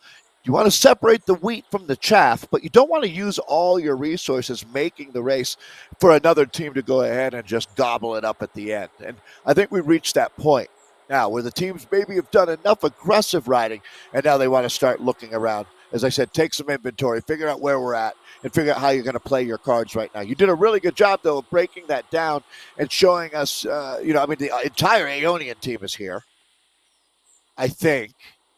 Maybe one rider missing. But having 5 in this group, you're playing with the house's money. Wahoo LaColle, clearly, this team doesn't miss a step here in 2022. The boys about to take off. You can see those Sykes there leading things out with Van Eyck there with the fastest across the line. But you see where that fastest through segment is always so incredibly crucial. And they go for that each lap. They can't, get anything more than the 20 points, but every lap you have an opportunity to be able to grab that. This is the current situation for the points. The men are just hanging out on course. It constantly resets, doesn't it? When you talk about the fastest through segment, it's not like the first across the line where you score those 10 points and then we reset it and there's more points available. It's a living organism, the fastest through segment. As the men take off on course for the Northwest Division 1As here, men. We've got a few teams that are going to be interesting to talk about here. I think there's actually is there a Rhino team in the A's? Interesting enough. Plastic Cockneys are out here, though. Be on the watch out for them, I think. And VCRT, those are going to be the two teams to really watch out for. But at the same time, with only one race down for them, there's a lot up for grabs, I think, still in this men's race on your left-hand side. 1 minute in, you can see the crazy speeds that they start at as they make their way through here. Now, because of the nature of this course, I've seen crazier so far. Yeah, that was kind of chill here, actually, at this point. Interesting, isn't it? Right. I mean, Nathan, it's funny. I was expecting to look up. I was looking at some other screen for a moment and just see it strung out with nothing but orange. But these guys realize, I think, it's going to be a tough 39K. You think that's in the back of their mind as they start? Also, riders here at this level, they're experienced now, aren't they? I think maybe there's a little calmer start than what I've gotten used to. Yeah, I think you're right there. There is a little bit more of a, okay, let's not stick our nose in the wind too much here. It's not going to be too much advantage to us. So I do think that a lot of times riders have calmed it down a little bit when it comes to... They don't just step on the gas. They feather it. What's it worth? Unless you have a plan with your team. That's the other thing, is because these are... Well, right. Let's talk about that, because clearly the women's race that we saw earlier, someone did that. They dropped 20 riders, it looked like, in the first 3K. So that race was... Every race is a different story. That's what I love about the sport. And, I think we were talking about the racers make the race. Yeah, they sure do. And this is a great case in point. Sometimes, I don't know if you've ever been in a road race before. I had this experience maybe 20 years ago, Nathan, where the officials went up to the front group of the pro men's race and told them to pick up the pace, right? And that did not go over well with the guys. Like, they don't like being told how to race their race because they have a plan. They know what they're doing. They're pro racers, right? And the plan here at this point for these riders here are not about picking up the pace until they hit the sprint, actually, amongst the ladies here. A little bit of invisibility power-ups, as you can see. I'm not sure that's going to be in too much of an advantage, as we do see right to the front. It's going to be Gamst.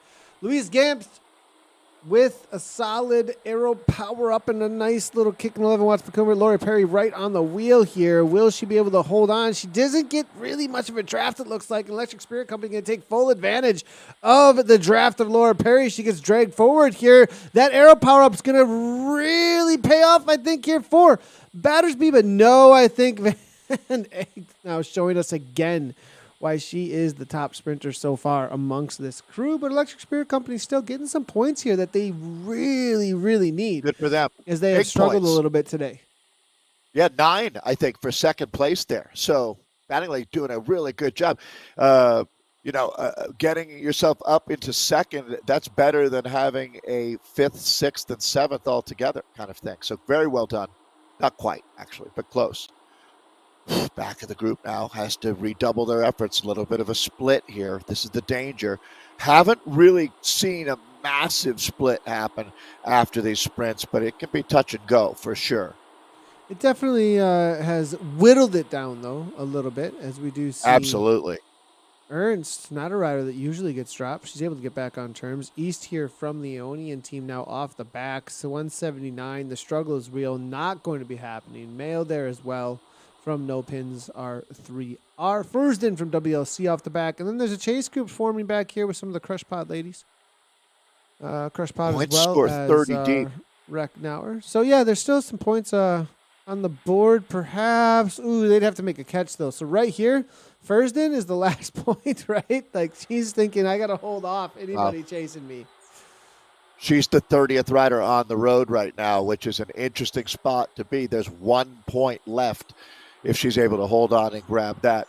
You can see the guys are coming up on sprint number 1 pretty quickly here. Let's go ahead and jump on in with Joe Sutton from the Plastic Cockneys as they make their way up over the top of their climb, and that roller coaster begins as they leave Harlem Hill. Now it does look like we've got that signature move being made, and this is every single race we've seen this. And VCRT essentially have a BL13 situation. It looks like they have put 4 riders on the front at 7 watts per kilogram for a moment there. Kaufman backing off because you can see, I think, that they're just, what are they doing? They have a rider off the front. They need to, I mean, are they just trying to create a team time trial with, you got to get some distance here, boys. Got to get it a little more organized. Yeah, they're close trying to pull a BL13, right? But you need a bigger jump there, really. Yeah, you don't just set it a shows you tempo how at the hard it front. is to do. I mean, it is incredibly hard to pull that maneuver off. Or are they just trying to make it really, really difficult? I mean, this is not a team that this isn't a team that doesn't know what they're doing. That's the thing. Are they just rotating at 7 watts per kilogram at the front? Yes. I mean, that field is strung out like a runway model right now. I mean, that is a long way from tip to tail here. We haven't seen this all week or over the last 2 days of racing here in the ZRL. So they might not have made a complete escape, but wow, have they put this race on the rack. nice job by BL13 here. They're doing an amazing job putting this together. So, excuse me, VCRT. Look at this. I mean, you're going to see. Not BL13. It was a move that BL13 has such a signature around that I was like. Yeah, right. World Elite Zwifters tried to pull a BL13, but what they did was split the pack in half. Pasqualini still up the front. Still here, but his team kind of put Maybe a wrench in this move a little bit here. Interesting. You know, they were pushing 6-7, and they just kept it within striking distance that whole way through. So a little bit of miscommunication. He doesn't have enough for me to think. You know how I'm always pulling for the solo. There was some damage done here, Dave. Look at that group behind trying to get back on terms. 2 things to talk about. One, I think of the 79 riders that we started, I think 25 to 30 of them are out of the picture. I don't know that Pasqualini can hold off this group. They've got about little less than 1K to that sprint line. So I think we reset things here. This group can do it. They got to work for it, though. They got to work for it right now. They got to do it now, though. They're sitting up. They're sitting up, though, 4.8, 5. They need 7 watts per kilogram right now, and I'm not sure anyone in this group has it. And this group up ahead, is slowing down for their sprint, but they're about to just ramp it up like maniacs. And that once they sprint, it's over. And it is. That's it. Here goes the train. Well, the locomotive is rolling out of the station. We are locked and loaded. Sprint number 1, 10 down to 1 points for the first 10 over the line. This is going to set the stage. Look at the numbers. That's why that second group won't be coming back. They were kind of at their limit. We're into the sector. This is going to be pretty close because we got a real. That was close here. I think Perrin took it down though. The VCRT boy came through for, I think it was Kaufman comes through for second. Yeah, nice job by the Plastic Cockneys. That is your top team. No, VCRT are actually the top team currently. So it's Plastic Cockneys versus VCRT. We do have a couple of in real life UCI pros actually hanging out, I believe, as Sutton here from the Plastic Cockneys on that team. I wonder if they're going to save up some energy for later in the race to maybe throw some attacks off the front in order to challenge VCRT, as they're going to have to do something as VCRT and Plastic Cockneys sprints or breakaway. That's going to be the question. Sorry for such a basic question, but that VCRT kit, is that the same as World Elite Swifters? Or just similar They're wearing looking? the free speed one. They're wearing free speed, I believe, aren't they?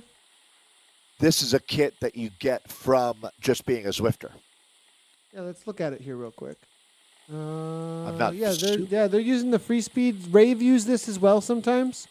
It's definitely Okay, just a that's what Zwifter all right. kit. Yeah, it's somewhat like World Elite Swifters, isn't it? It is. I- The color scheme's yeah. a little different, though. The color scheme's different, but the pattern is very similar. But the WAZ has a similar pattern, but blue with some orange on it, I believe. VCRT, what does that acronym stand for? You know, I'm going to find out to start doing some research. yeah, they've been around quite a while. I haven't commentated on it for very long, but it's a Vicious Cycling Race Team, established e-racing There you team go. formed to bring together like-minded Zwift racers. They have a huge description, actually, so if you want to check it out. They also have a website over at vcrt.org.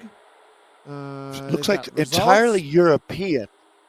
As far as like the squad racing here today with Danish, Belgian, Norwegian, French, and the United Kingdom represented C. Brouw, Karsten Vettel, Mathieu de Pauw, Tom Burns, Trim Olsen, and Xavier Bois-Giraud. VCRT, well, that's how you learn. They're doing a great job out here. Really strong effort.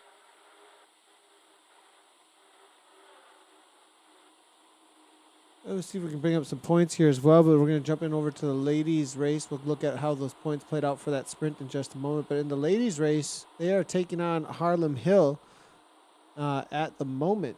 And things are starting to separate just a little bit. As again, Laura Perry, you've talked a lot about her today. She heads her way to the front. Now taking over, it is going to be the No Pins R3R Elise. I think was just covering moves as she backs off to 4.3. You know, the fade climbing can be a thing.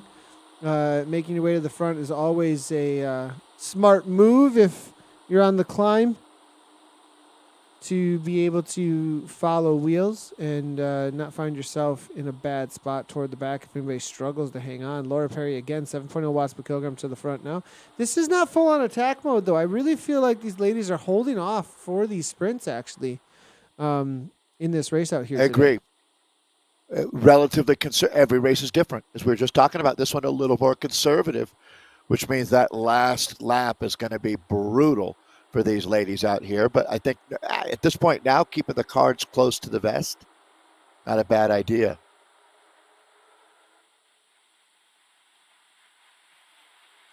A little separation, fair weather here. WLC, Aero Power Up, just trying to hang on. These runners are gonna come back. 184 beats per minute. Joanne Ernst now also from Crush Pod Norns. It's going to be RCC there as well. Doing everything they can. 63 kilometers per hour. Someone pressing the pace at the front here. Now 50 or so. It looks like they're going to back off. I think they may come back. WLC, though, no. Deborah from the KRT Rockets here, not making it easy on them, though. Fairweather again up into 4 watts per kilogram. Now 5.5 here coming from MIQ. They're going to make it happen, I think, Dave. Just be able to get in contact. Maybe be They can dropping keep the these other peloton. two riders, though. I mean, this is make it or break it moment. That's every woman for herself moment, isn't it? Now, oh boy, you can just almost reach out and touch them. If this was in real life, you could smell the embrocation coming off of their legs. But this is going to be a real effort to rejoin.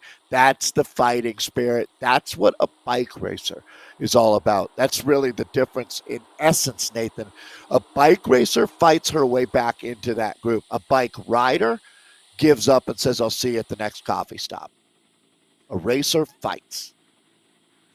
That's exactly what she did. Good on MIQ from the RCC. Do the other two get back? I think they Fairweather do. here, I think, is the only one who will. Joanne's struggling a little bit, I think. Joanne here, Joanne's 2 gonna seconds do it. back at this point. We'll see what ends The up reason happening. Joanne's going to do it is that peloton is right now not aggressive. They're fanned out across the road. She's got a real shot to rejoin here. Nice job by Joanne. That's a big. I wish we could see the huge heat map. effort. 175 beats per minute currently right now. This is She's got whew. Heck of a heart. That's really, really something. Good job. I've always been a big fan of this woman. Crushpot is doing great things. We'll see them on Thursday in WTRL's team time trial. You should be proud of yourself, Joanne Ernst. Good work here. They're down to about 14K of racing. 27 riders making the front group here. In order That to be is a part really of this impressive, crew, isn't it? 4.0 on At average this or point, so. how many people, Nathan, would say, heck, I made it, 30 minutes into the race. I'm just going to throw in the towel. A lot of folks. That's a monster effort here by Joanne, and able to get back on terms with the rest of the pack. Jumping back in with the boys as they hit the downhill for Harlem Hill. This is one of the crucial moments. We just saw the ladies play through. We'll get back in with the ladies sprint here in just a second. Every time you say Harlem Hill, I think of the Harlem Shuffle song. I don't know if you know that song. I think it's Yes, Mick Jagger yeah. and David Bowie. Yeah. It was not a great song, per se. Steep climb, that's for sure. It's always amazing to me how they pack so much into Central Park. 843 acres. I thought that sounded low. It's a huge park, but this perimeter loop that they're on, it's a 9.7 kilometer loop. 4 of them here today for all of our categories, actually. I think even the C's and D's are doing 4 laps, if I read that correctly. Yeah, it's a big day for everybody out here today, for sure. Long day of racing. Is the plastic coxswains with Titch? This is a serious move, it seems like. He's got a little Really bit feel of the distance. pitch. Is he committing a little bit to this? 8.3 watts per kilogram, 27 kilometers per hour on a 9% uphill. Kaufman also there from VCRT looking to shut this down, though. They're committing more behind him. Well, there they are again. Yeah, the Vicious Cycle team really having a strong race here. They're leading this chase now.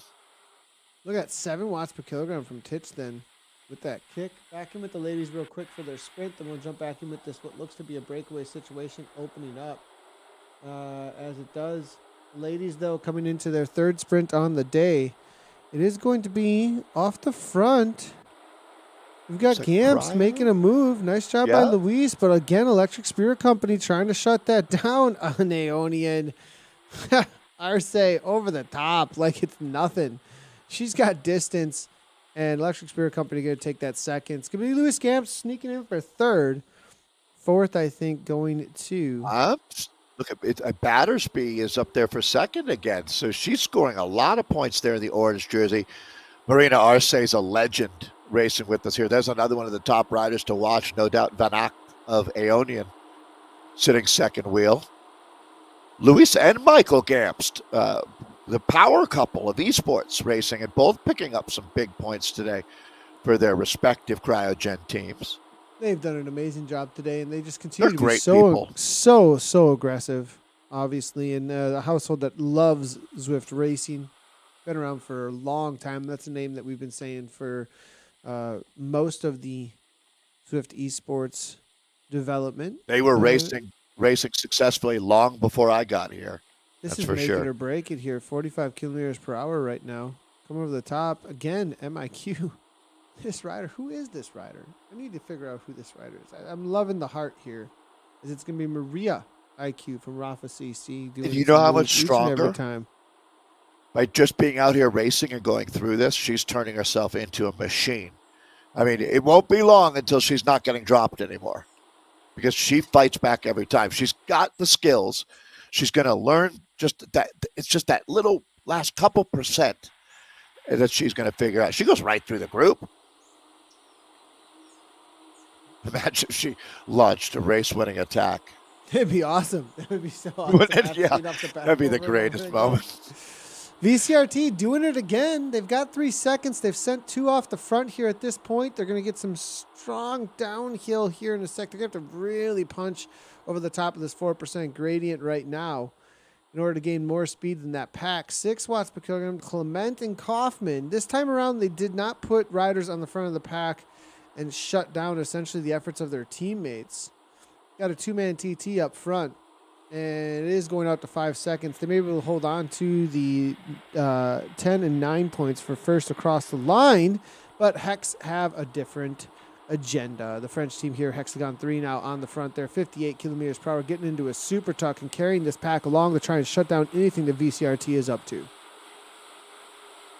All right. Well, so Hexagon and VCRT are the breakthrough teams for me here this season, no doubt about it. As Hexagon has featured in a couple of the races that we broadcast earlier today.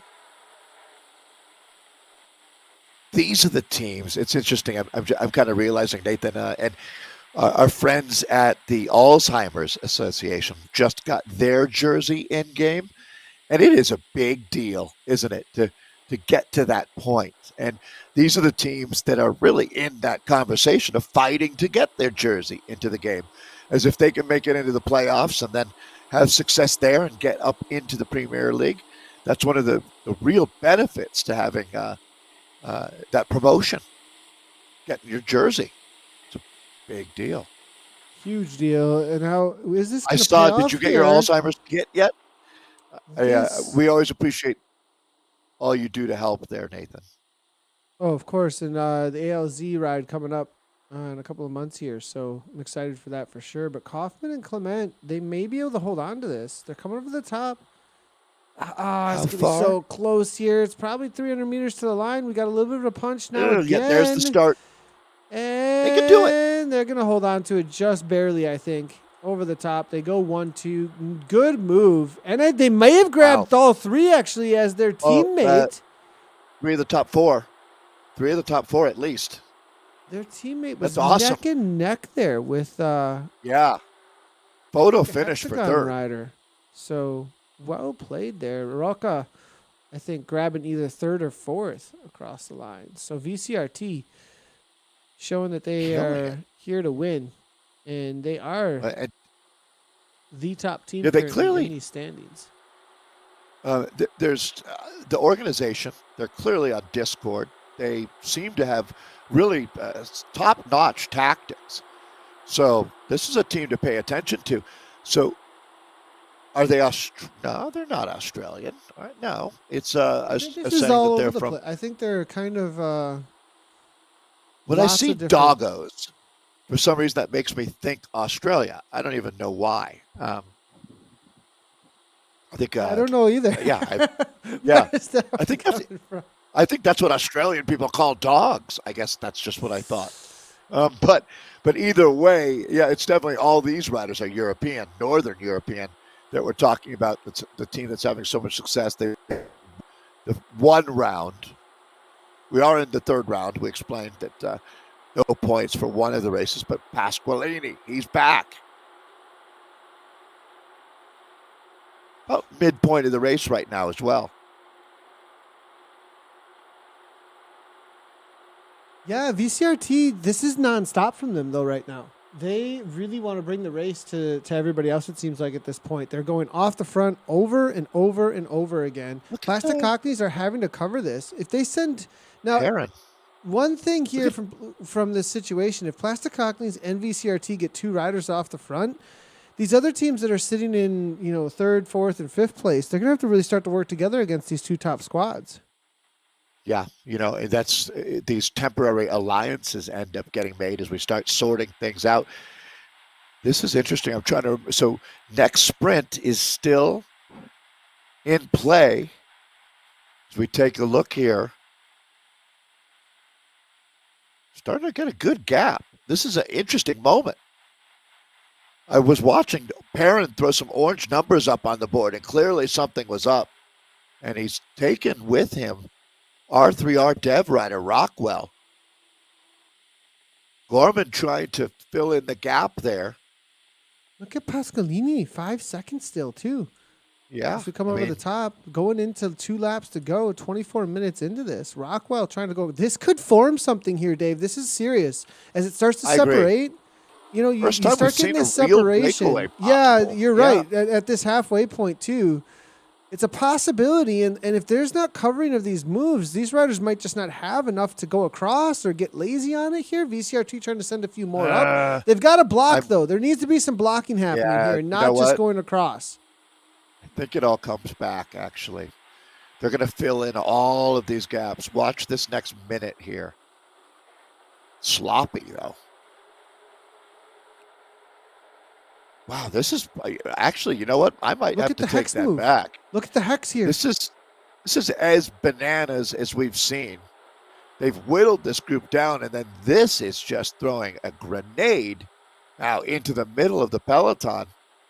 You're going to start seeing riders getting dropped out of the back of a peloton that's becoming smaller and smaller here. Like rats leaving a sinking ship, Nathan. What a moment. Now right here, they cannot sit up. They have to trust that it's going to work if somebody punches over the top right now. Yeah, right. Now Keats, here comes Keats over the top. Plastic Cockneys are going to continue this move because it does look like the speeds are slowing down. 40 kilometers per hour to this point here. Kenny there from VCRT. Is he going to shut the door?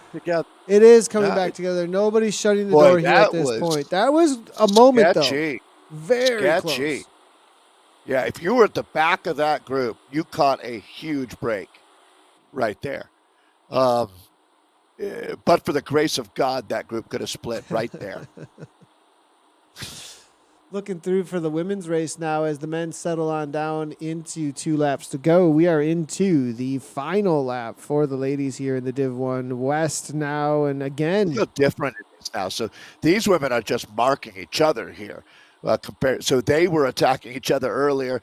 Now they've gone back into defensive mode. The guys just went ballistic. Now they've snapped back into, holy cow, I don't know if I can do that again. The women, though, Nathan, are into the finale here. They've got a sprint for bonus points and then a sprint to the finish. And that all happens in just a couple Ks here. In the next 6K, it is all on the line. And Van Acht is a rider that is going to be really hard to beat today. Watch out for Arce. Watch out for Luis Gamst. And Laura Perry. Laura Perry. Got to give her credit for a great ride today. Sorry. Stelvio, right? No, you're all good. This Borel here, I'll be watching out for her, maybe even saving something up for the end of the race here. Cryogen Stelvio, if we take a look here at the standings, still involved at the front end of this race. They are in 3rd place right now, and there's not a lot of separation. There's 2 points between these top 3 teams. So this is a crucial day out here. And these final points across line, if we start talking about the setting that we're currently in. Smith, what is going on here with Smith? That's pretty cool to see with those points coming on through. As 50 points, Van Eyck, they're only at 28. So Rafa actually, wait a second. Now, Dave. We missed that. I'm going to double check on that quickly here. But if that's right, we have a situation on our hands. I'm going to say I have a feeling that we might have a glitch. Yeah, we'll have to wait and see, perhaps. Although, I mean, I don't want to take anything away from the rider, and we haven't been with this race for every sprint. So I definitely don't want to get out in front of my skis there. But I feel like we've seen more scoring coming from a couple riders there. But to be honest, I didn't do all that well in math in high school, Nathan. And so I didn't really follow through with my math education. This group, though, is into finale mode. It's not going to be that long until we're sprinting for 10 points it's the penultimate sprint. It's the final bonus sprint before they move into just all-out drag racing to the line, but it's not flat by any stretch of the imagination. You can see, actually, it's really steep. 10% grade the guys are on right now as they are into the back half, onto the back 9 of their race here in Central Park, and the women are just about ready to light it up. see who No can go back to attacks back. just yet out of the ladies' race here. We'll jump over here real quick off of the Harlem Hill attack. Coming here from AW, coming out of the dirt team. It's going to be shut down real quickly, though, by Real the Harlem rest shuffle. of the pack. And Plastic Cognizant up over the top. Getting a little bit of speed. That's just going to roller coaster the rest of the pack, I would think. He's not going to get too much distance as they're going to roll right on through. But this has been whittled way down. I mean, there is hardly anybody left here, it seems to me. And I have a feeling because of that, we are going to see some opportunities taken. At least I would be giving it a go. And there it is. Arrow Attack. power up with the roll through. That is going He's to been strong. be... Perrin, right? Is that going to be Perrin? You might be right there. Titch, actually, but he backed off. Sorry, he actually my didn't take advantage of it. He did not take advantage of that speed on through. I think maybe he was just worried about getting dropped, perhaps. That's usually the moment right there that we do see somebody give it a go. He's the kind of guy that must pay his taxes early. Just get out in front of it. It's not a problem. As guys, I was thinking the guys were at the same point as the women where they were just about to go to the finale. I've got to remember they've got a couple bonus sprints left here. So really they're working their way into the finale of their race. The women should be just about hitting home. Woo! Goes by really quickly out here as we make our way through 39K of racing. So bonus sprint for the women. And then we're going to be right into the last 2Ks. We're going to stick with the ladies. Have here. you raced this course? Have you raced on this course, Nathan? Yeah, plenty. Yeah. This is a really tricky sprint, isn't it? This is almost Neokyo level tricky.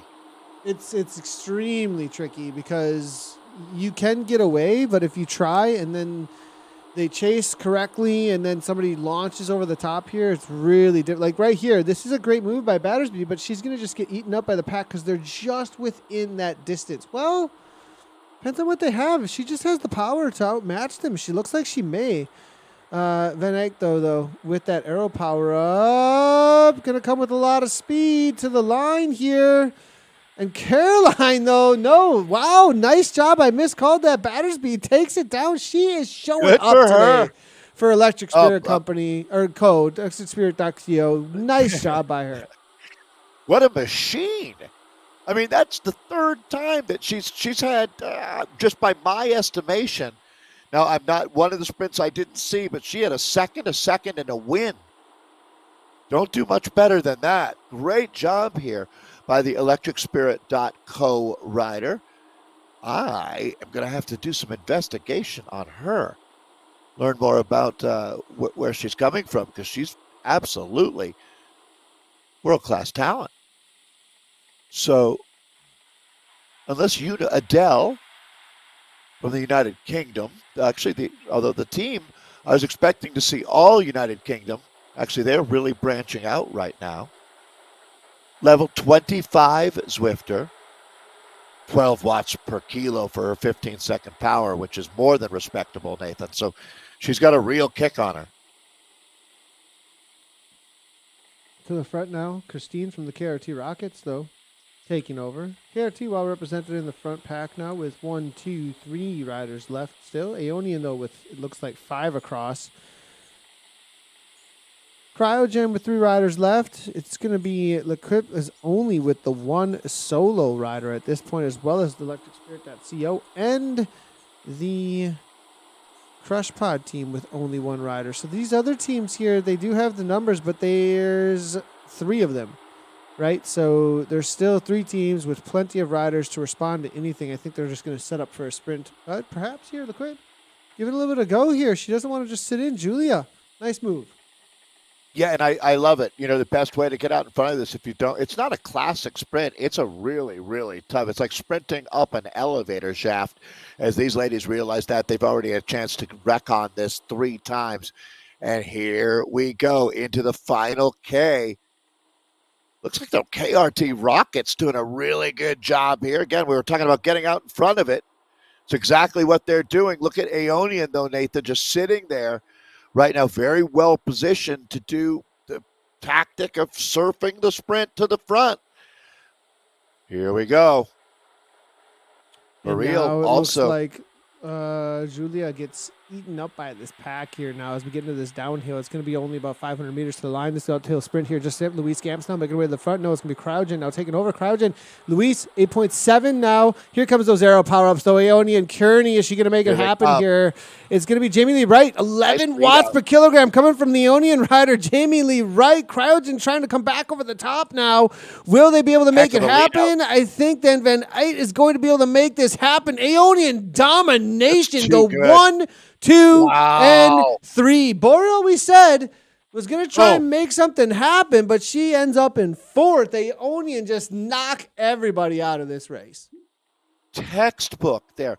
Was that Jamie Lee Wright that did the lead out there? I want to make sure because that was beautiful. Whoever that rider was, that was as good as it gets. Poetry on wheels there. It's very rare that you see someone able to execute a straight up lead out. And that was done with panache by Aonian. This team just continues to impress me. Taking a quick look at how it played out here. Gamps was I said that they were really well positioned. From Aonian that went to the front early on onto that 4% section as we had into about 300 to go. Then over the top, Van Eyck setting her teammate tried up to hold on, but did not. Wright came through for 3rd, RSA for 2nd, but Van Eyck over and over again challenged every single sprint and ends up taking the win, it looks like, out here today. Great job by the whole team. I mean, really, Aonian was firing on every cylinder there. 100% back in with the men. They've got a lap and a half to go. They just finished up one of their sprints, actually. We'll take a look at the replay of that as there was a really solid move by the Plastic Cockneys, actually. I'm going to remember Mr. Parent here. This is a rider who's got a lot of gusto. And with that sprint, word I've never used before. VCRT, this is that sprint we were talking about. And there is Perrin, your man.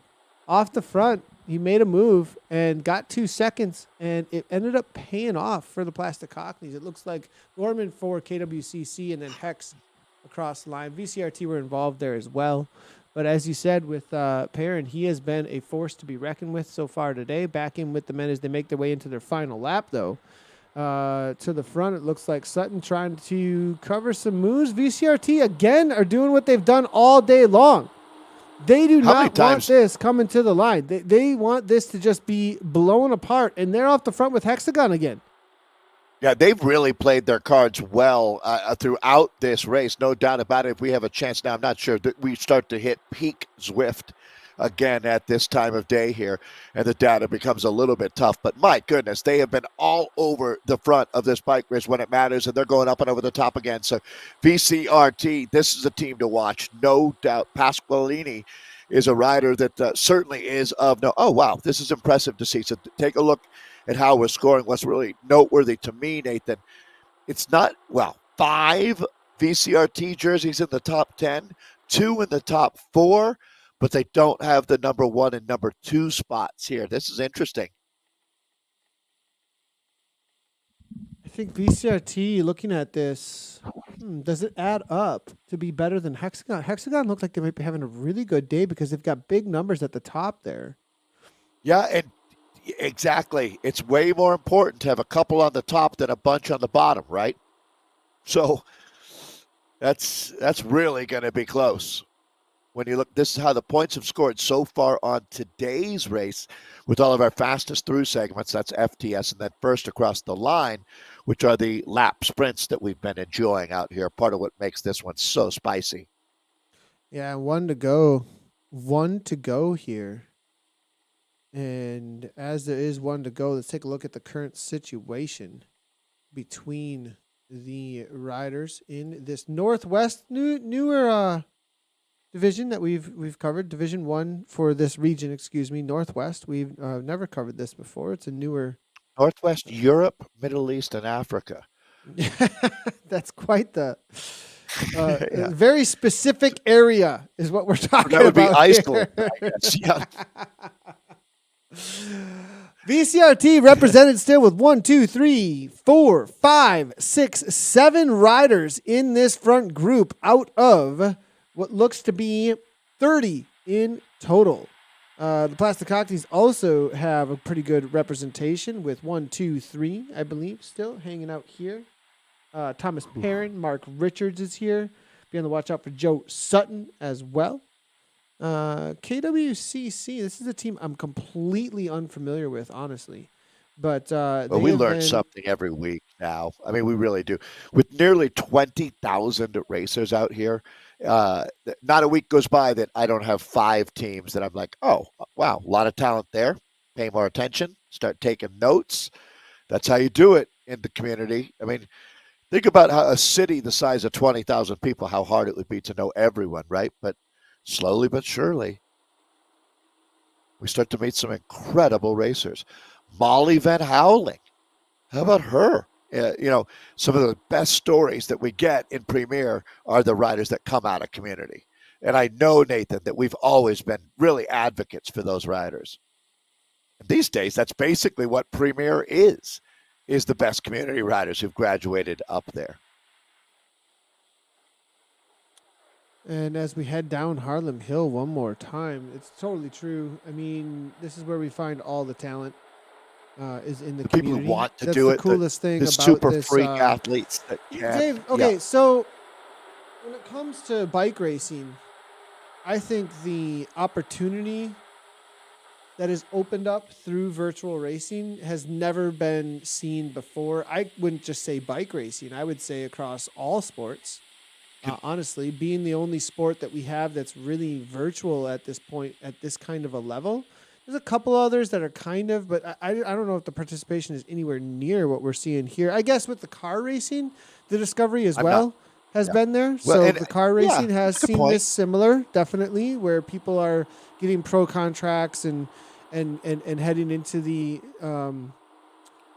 real life, and getting Discovery there. So that has been there. But other than that, I have never seen this kind of opportunity of discovery coming out of the community, because the reality of traveling to bike races, getting UCI points, getting a $10,000 bike, getting that kind of support, I mean, that's just not a reality for a large part of the human population, right? Like that's just not, you just don't have that opportunity. Whereas this has opened things up in a way that we've never seen before, to be honest.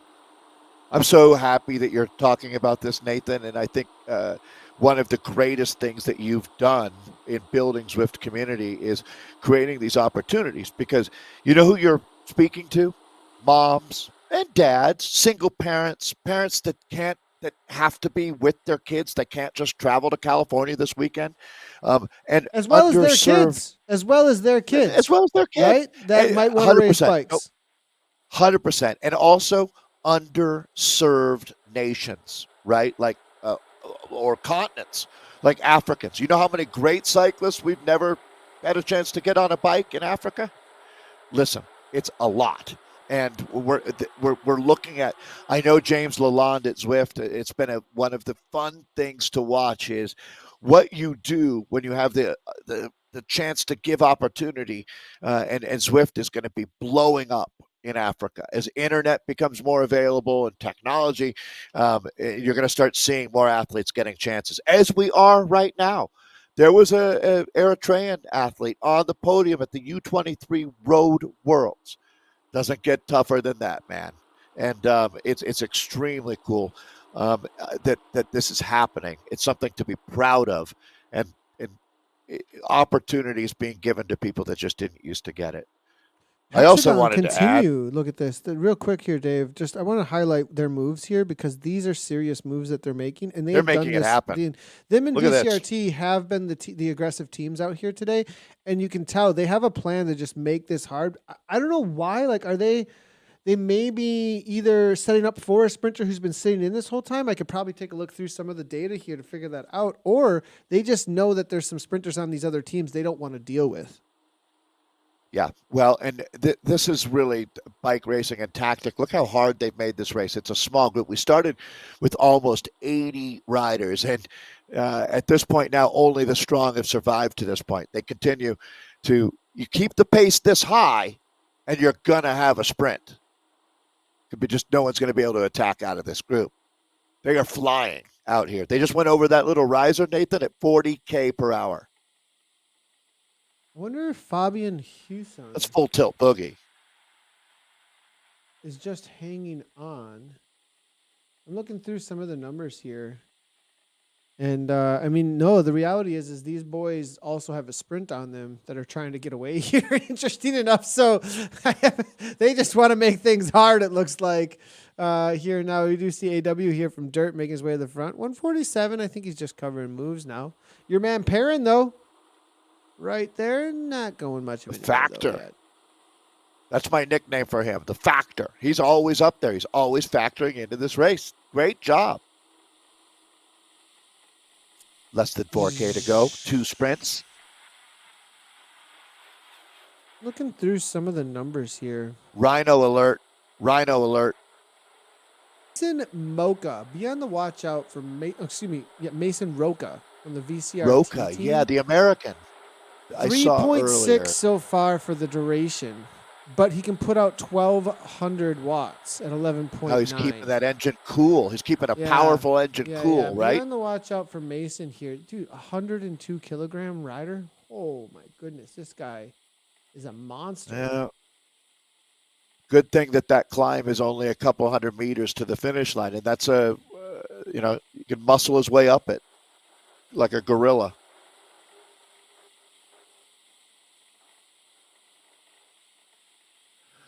Well, these guys realize that it's going to be a wicked sprint here. I think it's going to start any second. There you go. Well, I'm surprised we're not seeing that ghost power up. Oh, there it is. Yep, there we go. I really want But this. nobody wants to commit. This Mason. There guy it is. There it is. Interesting situation to me. There is Rockwell off the front just a little bit now. Is he going to be able to hold on to with the question though? As Perrin looks to Isle of cover. Man. I don't know if he's going to be Let's able to see do what- it. Yeah, it's a long way still. Yeah, it's not exactly your inner Cavendish coming out here as it's gonna Well, they're be going to do it VCRT. again. There's Mason now. This doggos. was the man I was talking about. Pure Doggos might go 1, 2, watts. 3. Pure watts here coming from Mason.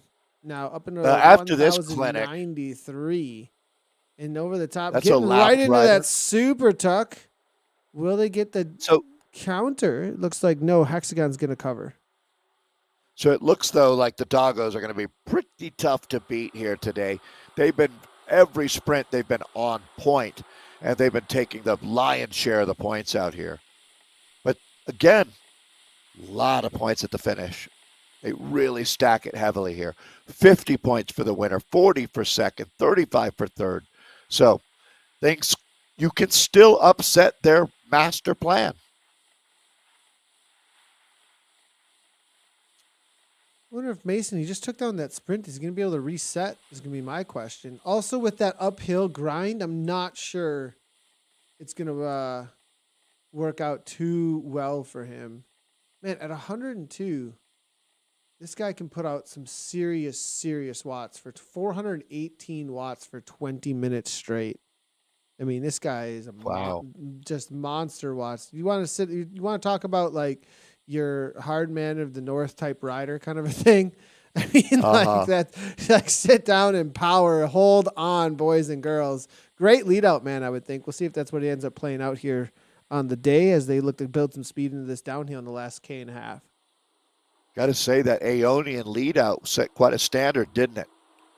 You don't see it done much better than that, but I'm expecting that the Doggos might have something like that up their sleeve here. Right Although off this is the how front. you ruin that plan.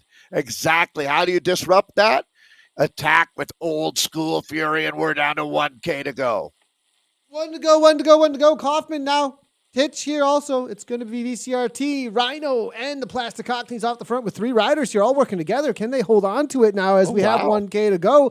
Dirt's trying to get involved as well, as there's not a whole lot of riders behind making any kind of a chase. They're looking to gallop instead for a pack sprint. They're going to catch the Rhino here, but Kaufman continues to go with an arrow power up, but late, last minute ringer off the front, throwing everything, caution to the wind. 59 kilometers per hour, 60 kilometers per hour. I think they're going to catch him, though. It's only 3 seconds. Yeah. Yeah, I mean, Nathan, we see that pack dynamic here. I love it, though. Even if he doesn't pick up the win, hopefully his teammates can sit on the chase, and I don't know, still holding on to a couple of seconds. Oh, man, you're going to be digging deep, scraping the bottom of the barrel. Here's the kicker to the finish line, and they just absolutely open it up. Here we go. Look at Plastic Cockneys. They go 1, 2, 3. They might have Joe done it. Sutton. 1, 2, 3. Oh, my gosh. Perrin, Oh, Sutton my. across the line for 1, 2. They may have Nathan, upset they VCRT. might have. That was it right there. That was so. They're in America this last weekend of football. They're talking about the greatest weekend ever. That might have fallen right in line with that. If they didn't get it, it was razor close. As Nathan, I mean, look at that. 50 for the win, 40 for second. You know what? I can't wait to see who ended up getting it. But Plastic Cockneys come in with a surge at the end that certainly they go 1, 2, 3. They probably got enough. Probably got enough points because that's that 50. Ooh, that 40, hexagon rider might have got him. That hexagon rider I tell you what, got him. Where was the doggos? They went chasing a squirrel. They're off the back. They're not even in the conversation. Doggos, what happened there? Where are you, dog? Hey, come here, doggos. Like what? It looks like that late attack ended up really biting them there, Dave. As Dave, it looks like just as a heads up, everybody, this is very rare. We've had a couple of tech difficulties here. Just so everybody knows, it looks like a lot of different things may be down a little bit in a lot of different places. It might not just be the results on our side. I don't think it's just you. I think that it's kind of been that sort of week around the shop, I'd say. Yeah, coming back up soon, but I think we're going to have to tell you to head on over to WTRL.racing for that. But we did see that the Plastic Cockneys obviously did take that down, going 1, 2, and 3 on the women's race there. Obviously, Onion, you saw it. It was as clear as could be. So apologies on the some of the data not coming through at the moment. We do see all your chat coming through. Kelly Wagon, I want to give you a shout out for being our super chatter today and giving everybody a lot of technical information about how they can follow races. Big shout out to you, Kelly. Good to see Stuart Featherstone hanging out in there. Kelly, you're hired. Team. You're hired. Yeah, you can hang out in productions with us. You can monitor the web chat. Yeah, I'm actually with you on that, Dave. We need. There's a couple of things we might need right now. So Nathan cannot spin any more plates. You know that guy, the guy in the Ed Sullivan show that would run around and spin the plates? Nathan's got enough plates. So we always love it. That's a nice way of Dave saying Nathan needs a lesson in business delegation. That's what. All right, everybody. You're going to have to head over to WTRL.racing actually for the results. It was great broadcasting, great racing to everybody in EMEA. We're going to be back with you with the East and the West. Any last thoughts, though, Dave, on this course? You've brought, you spoke, you obviously commentated on Premier Division. We watched these community races, just now in EMEA. We saw what happened this morning with APAC. What's your take so far today and maybe some advice to the racers for later tonight? Strengths, weaknesses, understanding your limits and having a game plan and sticking to it. That's really my takeaway. It's that what we just witnessed was a team that had confidence in themselves and planned it for the end in both that men's and women's races. They didn't get caught up in. So think of it as a prize fight in boxing. You have to trust in your plan. And if your plan was to wear down your opponent, you can't start trading punches in the second and third rounds, or else you're going to get caught up into their fight. It's your fight if you're a top team. And that's exactly what you see the squads that have confidence doing. So nothing against the Doggos. And VCRT is still going to be the top team, or first or second, I would think, in their league. But I think that they learned that you can't win every damn sprint. You have to try to target. And, you saw it with Next yesterday as well, right? I mean, you saw it with Next yesterday, how they played it out. They waited. And I do think this is a race of attrition a little bit with the amount of climbing that's in it. And you can take advantage of some of that later in the race. But I think that early on, and try to take things early on a lot, grab what you can. I think you're right there, Dave. Have a good plan for making some crucial attacks later on. And One watch out thing- for the. The one thing I've seen in these first 3 races this season, Nathan, is that this is bike racing at its very best. I know it's esports, but it is bike racing, and the tactics and the way that the pack dynamics have made things even more realistic. And I really think that the way the races have raced has been so much fun to watch. I know next week we move into team time trial mode, but it has been incredibly fun. I know we have our glitches and the broadcasts aren't perfect, and I make more mistakes than anyone. But at the end of the day, isn't this supposed to be fun? And I'm having a blast with you, Nathan. We've really figured out how to have fun doing this. And I think that's the most important thing is don't worry about being perfect, but keep yourself in the mix and just really try to support your teammates. And also on that note, go Egan Bernal. I'm really pulling for him. Yeah, right now yeah, too. yeah. He needs all the thoughts needs and all prayers that we can give him. our- So let's do that. Kelly Wagon is saying, thanks, I have to race tonight. So, of course, I'm up on watching and trying to figure out how I can help my team. Well, we just saw how it all played out, and thanks for jumping Helping in and our watching. team. You're helping our team as well. All right, everybody. We'll see you tonight for America's East in just a couple of hours with myself and Kate and David Beyond West. As always, everybody, WTRL.racing for the results and everything, and right on.